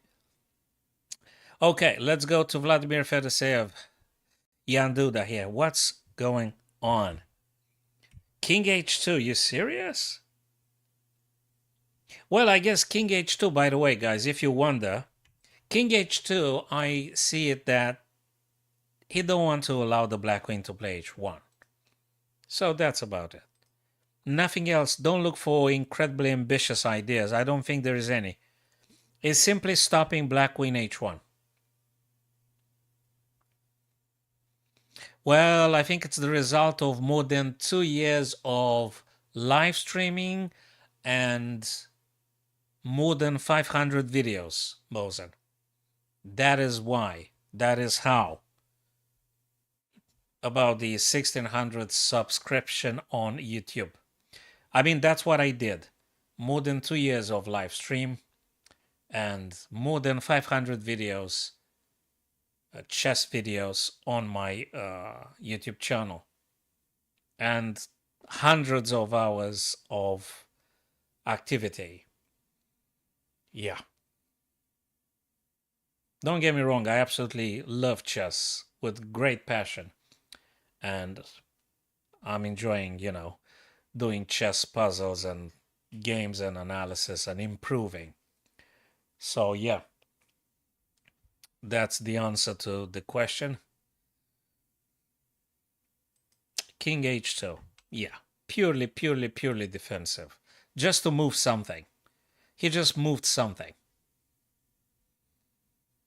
It was prophylactic. I think that's the technical word they're using. Prophylaxis. It works in chess as well. So, preventing something bad from happening. That's what it is. King h2. And this one here. Hey, that got a bit more simplified. It was crazy tactical. Like, great. What did he play? Knight takes g7. This guy's nuts. My God. Whoa. This guy is crazy. Knight g7. Bishop takes. Rook takes pinning and threatening take rook takes c3. You can't do it. But can't you play king g6 or something? This guy's crazy. No, you can't play g6. But I mean, you sort of can, but it's this. You take, I take, rook attacks. This is absolutely insane. We're going to go to your g4 idea in a sec. Sorry, apologies. I'm just taken completely by the evolution in this tactics. It's just crazy. Rook takes c3 because the bishop on g7 is pinned absolutely by the rook. King g6 makes sense. You have to move the rook. And rook takes g7 is just too much. And king takes, threatening a move and a discovered check. Bishop g2? Bishop g2? You place yourself... No, it's more than this. Actually, he want to do this kind of stuff because he got a pawn majority. So rook went to d7 in order to do this. Oh boy. Bishop h3. Do you know what I'm seeing? I'm seeing white having 3 passed pawns. That's what I'm seeing. Despite the back rank check, I'm seeing that the bishop on c8 is challenged. And it will be traded, no if, no but. And I'm seeing white winning due to the 3 passed pawns. H, F, and E file. So yeah, he just resigned right now, Mosen. Black had resigned. And if you wonder, my friends, that's the very reason. White will soon have 3 extra queens, so to speak. Bishop's out. This black rook, not enough, not powerful enough to stopping 3 passed pawns supported by the rook and by the king. Game over. At this high level, with this Super Grandmasters, the game is over right here. Maybe for us in a bullet, you're going to still play this, but this is done. With 25 minutes on the clock, Vincent eats you alive in this position, whoever you are. That's game over. And probably most of us will be winning this in any rapid game. And the last remaining game, my friends, is this. Vladimir Fedoseev versus the young Polish Grandmaster Jan Duda. Knight g5. I did say knight g5. Oh, sorry. Mosen, you said something about g4? which is intriguing me because I don't see why do you want to play h4? Sorry, g4 here? Why? When the king goes on h3, I'm not sure you want to play g4. I don't see the big deal with playing g4 here. Especially if the king was on h3, you kind of like placing yourself in a great pin. It's bad, I think. So if you're talking about now, I'm seeing g4 as a weakening for white. You're practically putting your knight in a pin. I don't know what to say about g4. I really don't know. But I don't like it for white necessarily. It's like you just open up everything. I'm not sure. You need that pawn shielding your king. I'm not convinced about g4 here. Maybe it's playable. I don't know what to say. I don't like it particularly as a human. Watching it, I don't know what to say about g4. I can understand king h2 though. And I absolutely understand knight g5 because I've talked about knight g5 ages ago. And I think it's one of those good moves because attacks f7. And perhaps, I don't know when and how, if your white queen makes it on the 7th rank, you might having an attack. If you get the queen, how you get the queen there? Well, that's the bigger question. That's the biggest question for Vladimir Feresev in this game. 23 minutes or 25 and 39 minutes for Jan Duda. He actually played after knight g5. He played bishop e7. King g2. Now, if the bishop takes the knight, finally white is getting the freedom to start attacking things and moving a bit more comfortable on the board. Look, the bishop is very active. The knight does something, but needs the queen support in order to be really dangerous. So I think white would be relieved if black were to take the knight. White would be happy if knight takes. Then you're going to take with h, not with this. I think you're going to take with h. And you have quite a nice crowd here.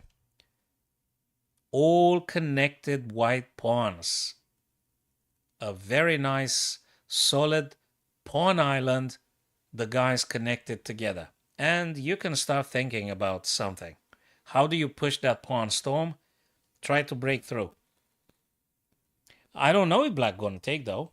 Because black is very much aware that if he takes, he lost the incredibly active bishop. Do you trade that active bishop for the knight? No ways, thank you, no sir, sorry Bob, no. King g7, of course you don't trade. Of course you don't trade. Nah, the bishop was here just to say, you know, I'm moving the bishop to making you think I might take your knight. But he's not going to take the knight. I guess not, right? Also, you're not going to push f6, I hope. Because this guy becomes very weak. The e6 square? I'm not sure you're going to push f6. I mean, you could, but would you? I don't know. Yeah. Exactly. So, guys, do you see any plan for white here, Mosen? Do you see anything for white happening now? Or do you think the guy's gonna make a draw? And that will be the 4th draw for today, for the round number 2 in this festival, chess festival in Poland taking place, right? Knight f3 back. He moved knight f3 back. It's not too much happening, right? Knight f3 back. Okay. I don't see any plan. It's just a move, right? Knight f3. But I neither see a plan for black. Maybe they should draw. Black queen kind of takes all the essential vital squares for the white queen to launch itself into attack. You can't move the queen anywhere. You can't move here. You can't move here. Can't play. The white queen is very limited. You can't go anywhere. Due to the black queen. Maybe he wants to do something with the knight, but then queen's gonna pin on things. I don't know. Okay, you move out of the pin bar. It's just getting weird. I don't know. I don't see a clear way for white here to do something. Probably they're gonna do a draw.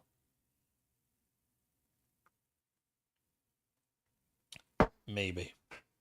Maybe they're gonna do a draw after all. King f8. You telling me he wanna go e8 and d7 and stuff like that? Really? Is Ian planning onto this odyssey with the king? King e8, king d7? Would you play that?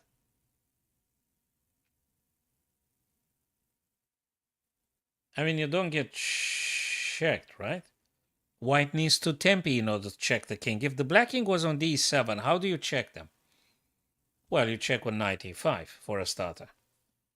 And then the king has to go back. I'm not sure what to say. Maybe he just fakes he wants to go. I don't think you want to get the king to d7. If the black king is here, we've got to check. Then the king needs to go back. Then white queen is aiming at a6, and then you might have some background things happening. Probably not the wisest thing for black. But I don't think black is going to go here. I think black is messing around. He plays f8 in order to go g7, and that's it. Nah, they just playing a little bit now. I don't think you should be forcing figs here with either white or black. I'm not seeing anything very, very, very clear to attack or...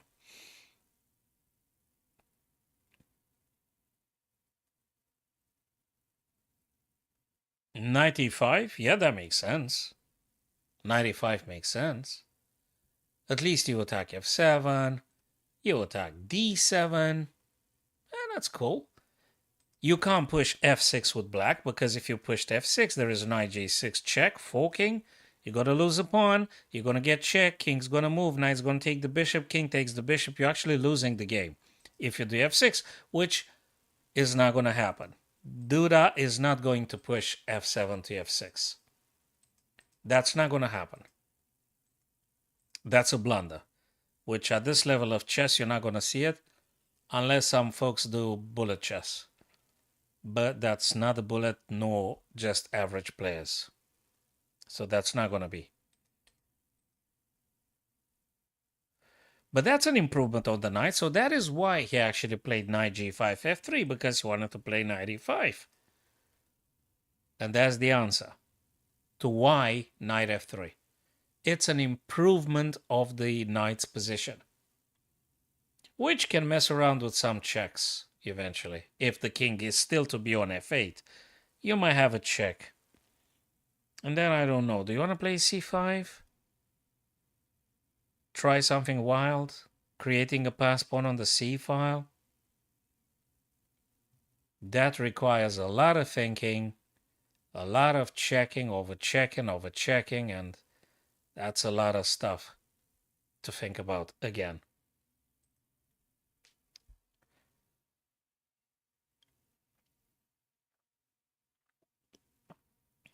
Okay. I think they're going to do... I mean, I'm not sure that's going to be a draw, right? It could be a draw, but I'm not sure. Do you think it's going to be a draw here, guys? Does that look like a draw?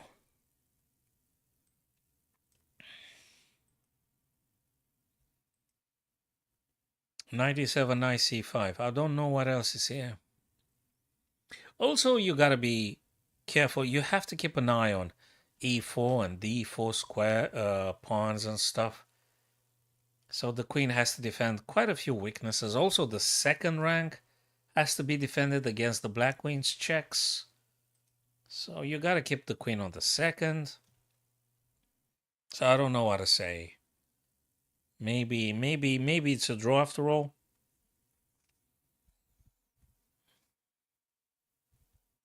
Unless someone is forcing something, which is not clear. Neither for them. They're waiting to see what the other guy plays. To using a weakness against them or anything. Okay, guys, I'm going to do a puzzle or two now because if Ian Duda has 34 minutes, he could very well stay for the next 20 minutes thinking about the next move he's going to play. Which it could be very well after like 20 minutes, he could do just King G7. Believe it or not, he could do that. So I'm going to try one or two puzzles and then I'm going to return back. I'm going to come back, of course, return. Oh, he played Queen C3. Wait a sec. He played Queen C3. Where is it? Queen C3. Okay, he chose to do something attacking D pawn. That might forcing. Okay, what are your options with white here?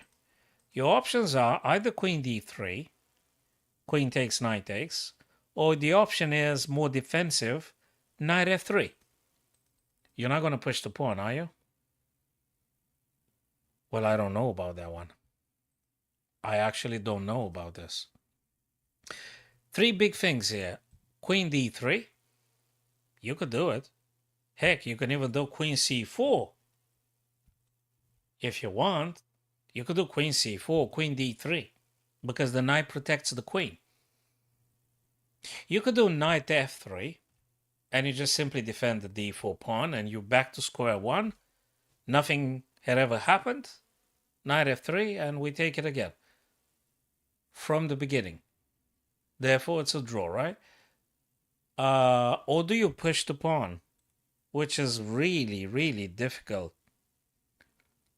It takes some determination to play that. I'm not even sure that is working. D4 to D5. Pawn takes and pawn takes. I'm not sure. I'm more inclined to say Queen C4. Queen takes, Knight takes. Probably a draw. If Queen C4. Or Queen D3. I guess black's gonna take, right? They have to take, because then you're getting with the back ranks, and it might be some issues for black if you allow the white queen to play this stuff. So yeah, Queen C4, Queen takes, Knight takes. And then you see if you can push the pawn, get the king closer to the center of the board, and play it. See if you can get a pawn to the other side. Yeah, I don't know, maybe. So I'm going to highlight again and go for a quick puzzle. Queen C4, Queen D3, or Knight F3. I don't think you push D5. It doesn't feel okay. It's not feeling okay to do D5. It's just not in order. You open up too many dark square for the bishop and stuff. Just doesn't feel okay. But I might be wrong, but no, it's not okay to push the D4 pawn. Okay, quick puzzle. I'm gonna come back until these guys are finishing their own game. Puzzles, puzzles, and puzzles. Find the best move for white. So this pawn should be promoted. Probably Rook C4. Rook takes, King takes, Queen, and I'm winning, right? Rook C4. I mean, what else you wanna do? Oh! What if it's a intermezzo move? Zwischenzug. It's Rook takes first. Check. Forces the black king to go either G2 or G1. Then you're going to move Rook C4. But in the meantime, you put the black king in front of the pawn. Remove the second black pawn. So you're sort of winning yourself an extra tempo. And that matters. This is the subtlety here, my friends. Is Rook H4, then Rook C4. Which, by the way, is the right idea. But you do the check first. You do the check. You force the black king in front of the pawn. So theoretically, they need 1, 2, and 3 tempi to get a queen. And now you play Rook C4. Boy, I was so close to making a blunder. And now it doesn't matter. Now you're winning with white. You're gonna play Rook G7. Eventually, you can sack the rook for the pawn. And you have more than enough time to grab this black pawn and push the white pawn and promote. That was it. Nice one. But that was so little hidden subtlety here. I was just about to go rook c4 straight away. Oh, man. This one. Another. I love this kind of endings. They looking similar to what I'm playing in my blitzes. And probably that happens to you as well. It's from a real game because on Leeches they always tell you, hello, monkey, CMOL. Thanks, guys, for visiting the stream. So in this position, oh, by the way, I'm going to go back to Akiba Rubinstein Chess Festival. But in the meantime, just doing a puzzle because maybe Jan Duda takes like half an hour to make a move.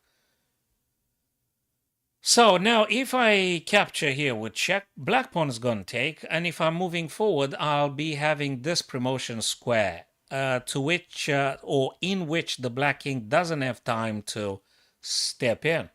So for this reason, I'm inclined to say I should take the black queen. Black pawn takes, move 2 steps up, and this is my promotion square.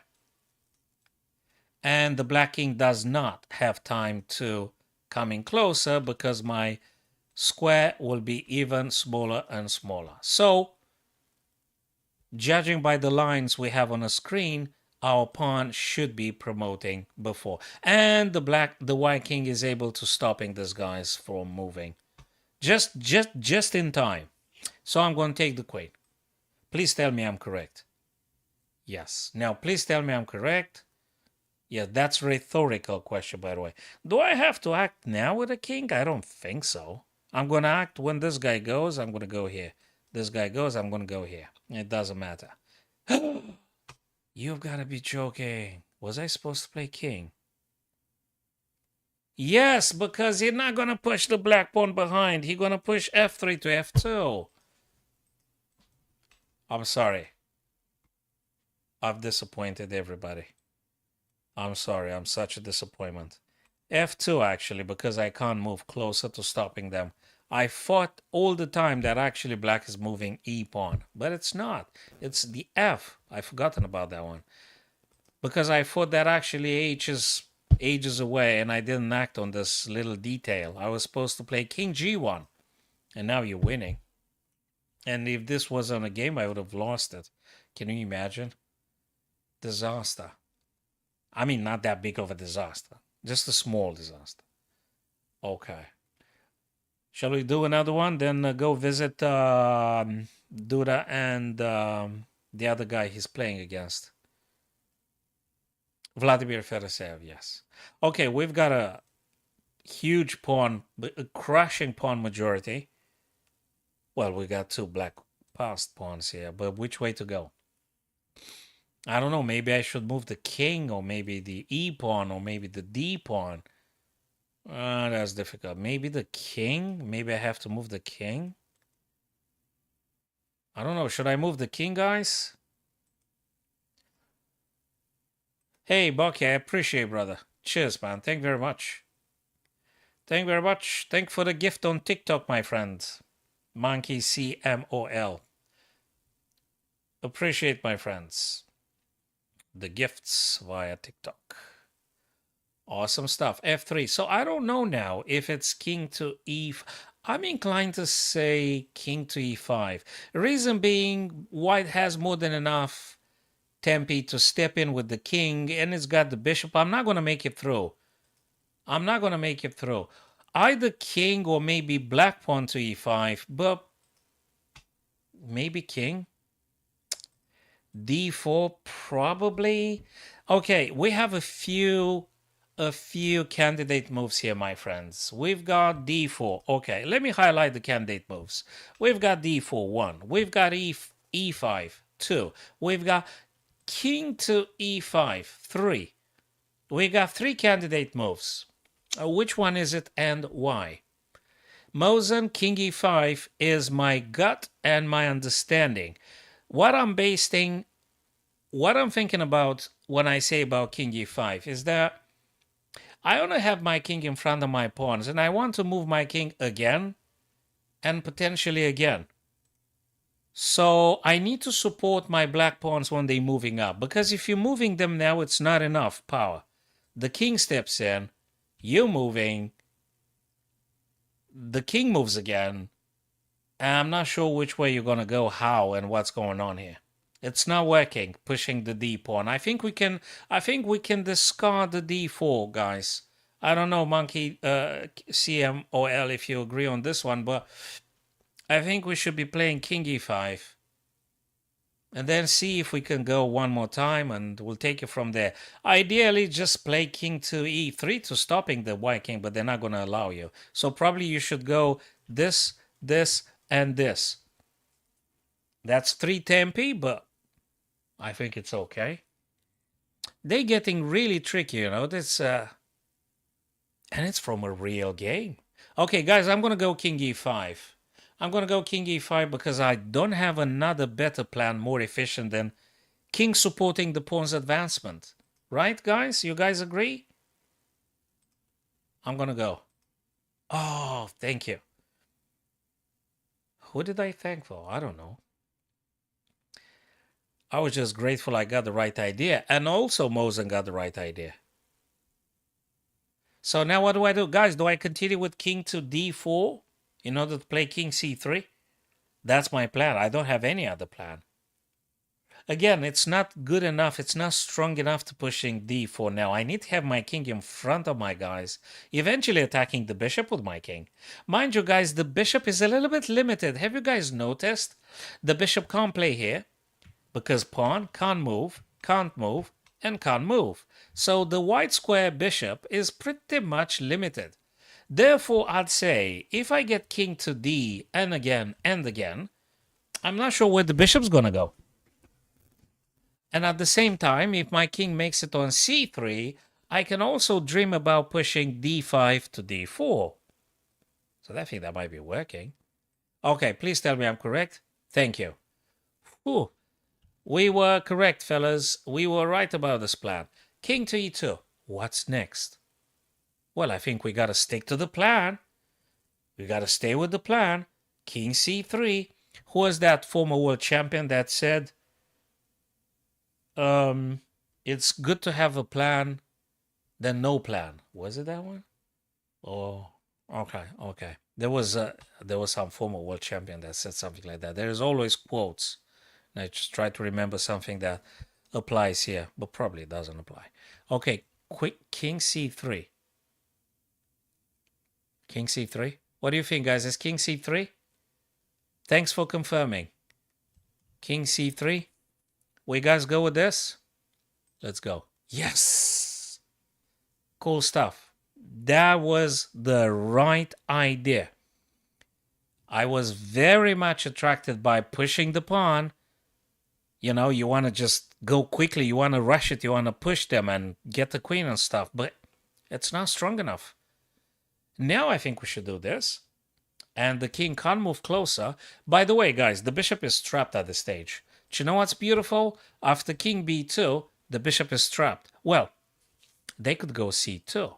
But after they go c2, I guess we can then push d4 and then d3. And anyway, this guy is hanging too. So it's going to be really cool. Wait a minute. Do I have to play d4 now? No. I need to attack. No. I need to attack with king b2. Yes, I need to attack. This guy goes, then you go. Or then you take this guy. No, you have to trap. Well, you don't really trap it. King c, bishop c2, d4, bishop a4. You're not really trapping the guy, but you're taking this pawn, and then you're going to move again. Then you're going to move again. And then you check, and then you queen eventually. Okay, I think it's getting better. I think it's getting better and better.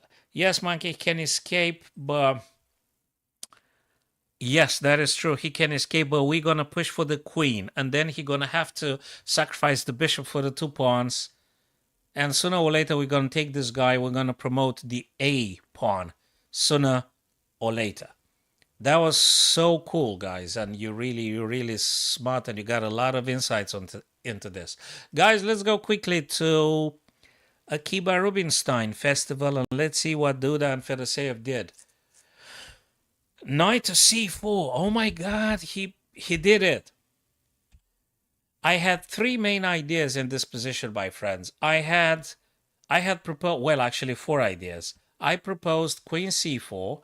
I proposed queen d3, knight f3, completely not ambitious. And I proposed d5. What do you think he went for? For my last idea that I wouldn't have played because I'm scared to do d5. But maybe upon some deeper calculation it works out just well. Takes and takes. Probably he said to himself, if I'm not pushing the pawn now, when am I going to do it? And now bishop attacks, d6 also blocking the white pawn from going upwards. Knight to c4, attacking the bishop, bishop being attacked. And notice another cool stuff, guys. The king can't move because there is a barrier. The queen sends the laser beam and the king can't pass through check. Actually, the king can't do nothing apart from g7, which doesn't make any sense. The bishop is under attack. If you move the bishop, I'm going to push the pawn again. So did Vladimir Fereseev play the winning move? It seems like to. It seems like it. Well, he could play queen defending, right? He can. But we're going to improve the position somehow. Maybe we're going to move queen d3. We're going to support this pawn, maybe. Maybe you keep the status quo after queen b3, maybe queen b4. Maybe you play queen e4. You need to take the bishop at the right time. Actually, I like this new development in the game. It's cool. I like it. Knight c4 particularly, it's just great. 27 minutes for Jan Duda. He gotta think. Oh my god. Oh boy, look at this move. Only a grandmaster can see that, right? You take, knight takes d6, right? That's what you say. But then there is queen takes d5 check. Either move the king or block the check, and the guy is going to take the knight, and it's going to be a draw. So this is a draw, ladies and gents. I just got overly confident. Or maybe not. No, it's pinned, man. You're going to take it. Knight is pinned. You don't have any other checks, do you? What do you play? Queen to C, king to F. What do you play? King to F3. Okay, that's what I've indicated myself I'll do. Now if this guy takes or queen takes, I'm going to take. Takes and takes. King and 3 pawns versus king and 2 pawns. Is this winning for white? If you manage to get closer to these guys and attacking them, if you have a miraculous tempo, you might be able to. They played, I've just read your message. Oh, where's the board? They played, apologies, the board is right here back. Have I got it back? Yeah. So there is a tournament taking place right now in Poland. It's called the Akiba Rubinstein Festival, Chess Festival. A tribute paid to one of the strongest players of the first half, I think, of the 20th century. There was a very strong chess player, Polish chess player, Akiba Rubinstein. And yeah, that's the tournament they're playing in. And King F3. That means you sort of have to take this knight sooner or later, right? So if queen takes, pawn takes, king takes. Black king gets closer, but I get closer as well. But then they make opposition. Yeah, but then I'm pushing the pawn. They take, I take. King gets closer, I get closer. I'm going to take this guy and I'm going to have 2 passed pawns. I'm going to win. So looks to me, if I have calculated this one accurately, it looks to me that white is winning if black proceeds with queen takes or pawn takes, and if queen takes, and if queen takes back. Because it looks you're able to actually attacking those g6 and h5 quicker. You're moving faster than the black king. So I suspect that's what Jan Duda calculates now. If he should take now, and if he takes, doesn't he take back with the queen, or he keeps the queen in order to do some perpetual checks? I'm not sure. But it looks to me white it's emerging better after trades finish on e4, with an extra pawn and increased king activity. That's how I think it is. Yes, that's how I think it is, Banky CMOL. And black needs to figure out something. No, okay, he moved the king. He moved the king. He probably he had the same ideas, or of course maybe some others extra because he's a super grandmaster, but king activity is incredibly important. So he wants to move the king closer. So after the trades take place here on e4, he needs to make sure the black king does not allow the white king to having that much activity and approaching these guys. So when queen takes, pawn takes, king takes, black king plays e6. So he opposes twice the f5 square. So if you push, they took, and I'm not sure what's going to be. Maybe you could still play king f4, king g5. I don't know. But it's definitely king f7 means more presence with the black king. The black king is closer, opposing the white king. The white knight will have to be captured sooner or later. You have to take that knight sooner or later. Is pinned, absolutely, and the pawn attacks it. You will take it. I guess black also dreams to get the king even closer with king e6, right? I guess. That's what black dreams of doing.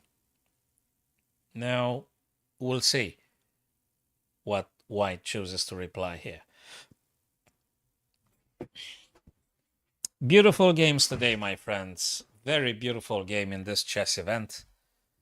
Yeah, don't forget about the 7th September. It's Hans Niemann and Magnus Carlsen in Paris. I really want to look at that one. So, not too much of a change, but queen c2, which looks to me, you're still providing defense for the e4 trades, but also you're having the c7 checks from behind, so to speak, and also some ways to, some back ranks, attacks, and checks and things. So queen c2, it's an improvement of the queen's position.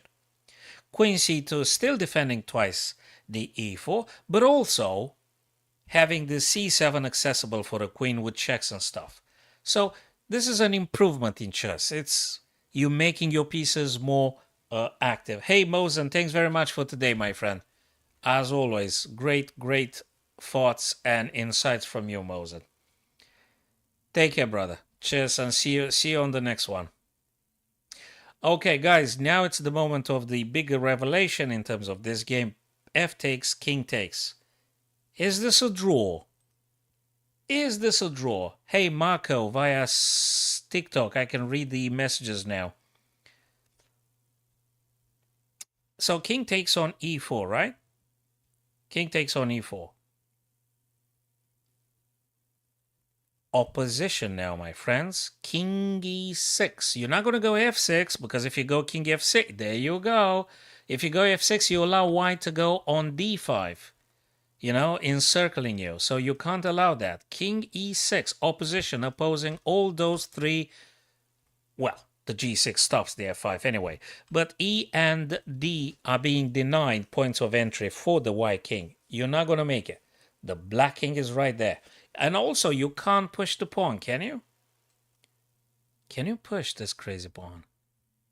Takes, and you're going to play this, and then they're going to play this. Nah, you're not going to make it in. No. I think it's a draw. You got to be careful, though. If you play king d4, guys, do you know what black king plays? They're going to play this. They're going to go on g3 attacking your backward pawn. You got a problem. You got to think carefully about this. Actually, this is a very good, instructive chess ending, my friends. Why do you play with white? Because if you go king d4, the black king responds immediately king f5. You miles away from the black pawn on g6, whereas the black king needs just 1-2 tempi and your pawn is gone.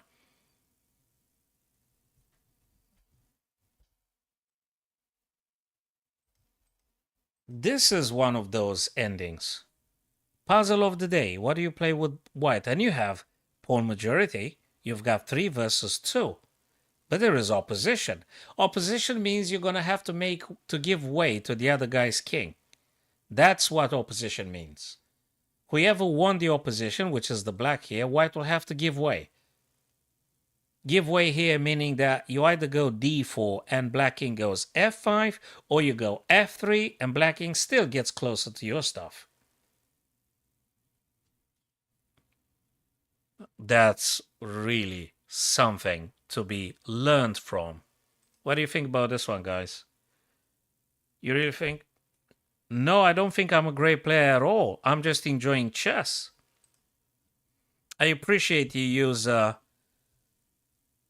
great player with initial capitals, but I'm not a great player. I'm just enjoying what I'm seeing.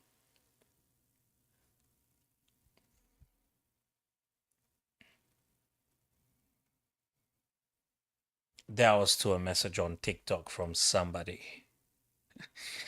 All right. That's not that easy, because if a super grandmaster like Vladimir Feresev doesn't move, that means it's not that straightforward. Because in chess, my friends, the tempo, everything matters absolutely. Every single tempo, every single square that you compromise on and you give way, it costs you the game. If it was that simple overdraw, I guess they would have shaken hands by now.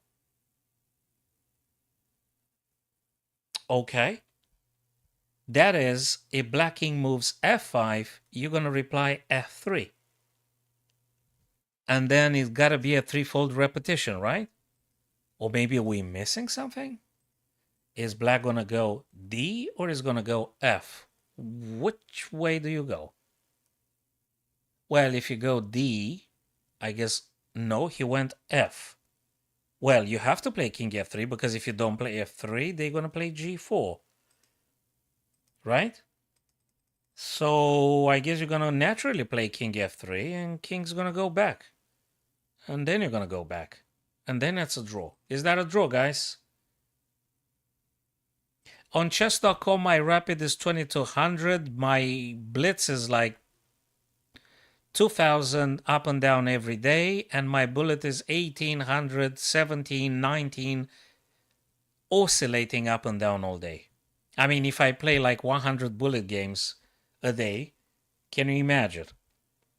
Then if I get really stubborn, and if I keep playing, I'm losing like 200 points or maybe 300 points. Depends on the level of stubbornness.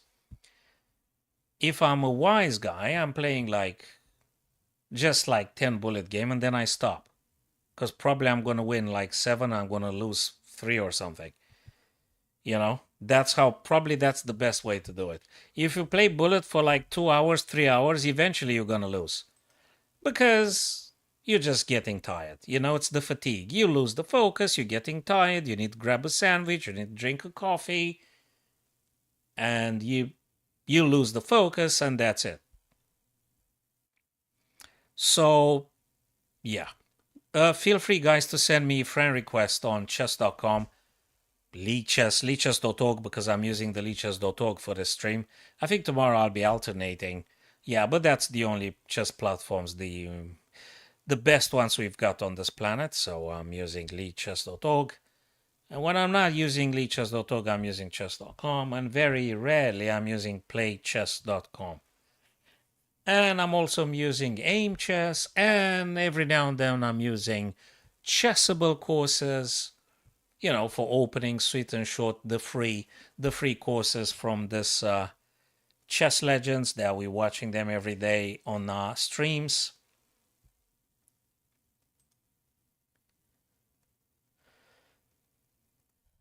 I'm happy to see that I've got a couple of friends via TikTok communicating with right now. I need to find the fix to get the messages from TikTok onto the Restream software, because I'm actually dealing with 2 tabs here in terms of the web chat. I've got a Restream main chat in which I'm seeing the Facebook, YouTube, Twitch, and Kick.com messages, and I got a click on another tab to see the TikTok messages via Streamlabs. So, and it just sounds, I got dizzy just saying it.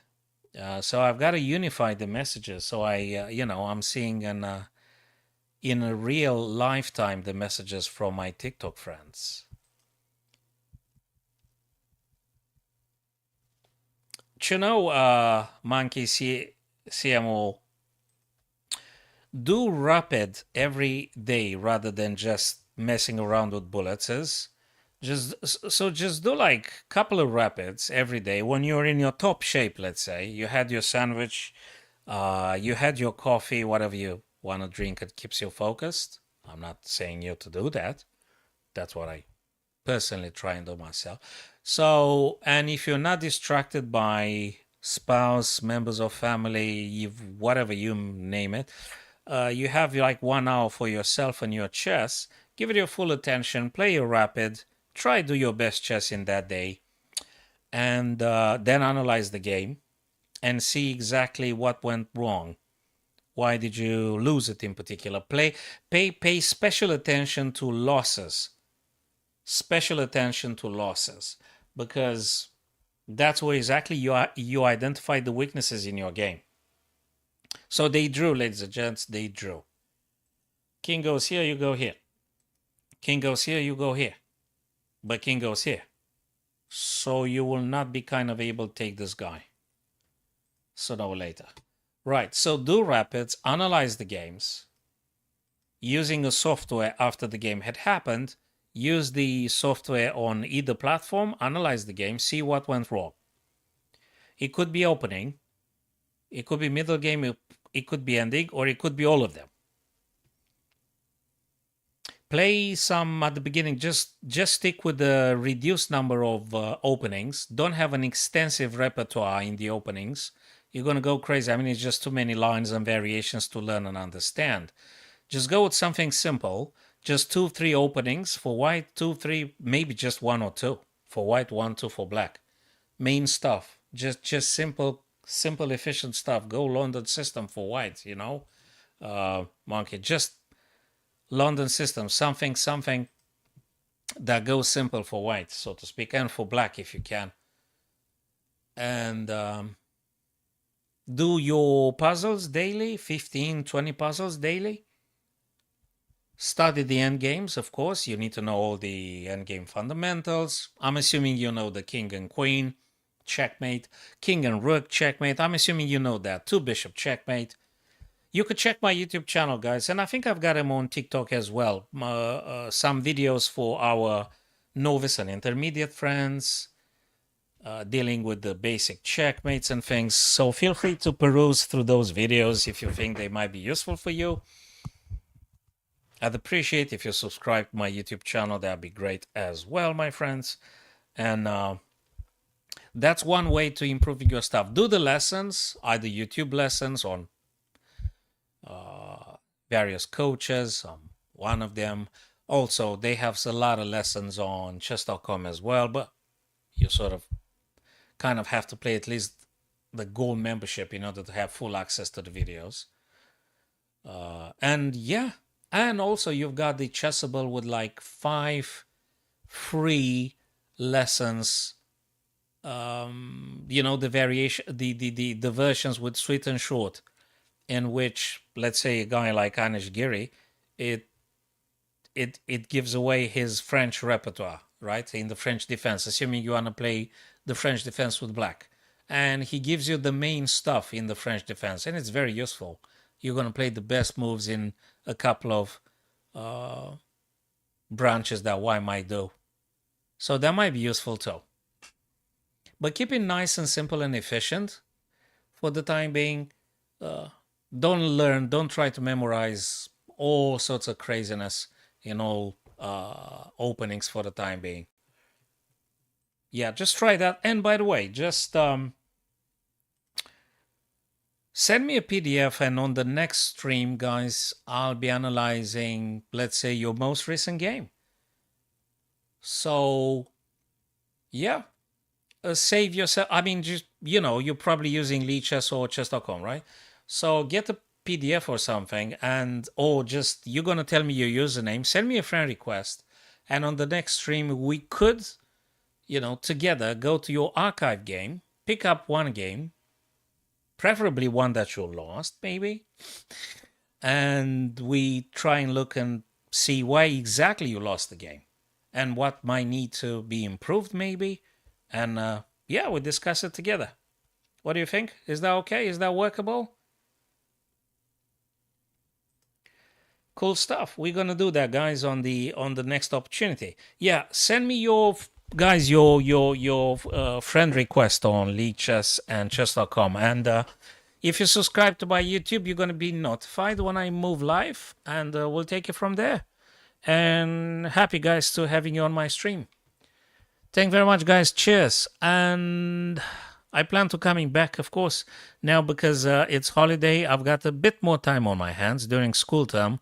I'm working with many primary schools and after school club and breakfast club and lunch club, and I got less time maybe. But now in this 2-3 coming weeks, I've got more availability for the stream and such. So cheers, guys.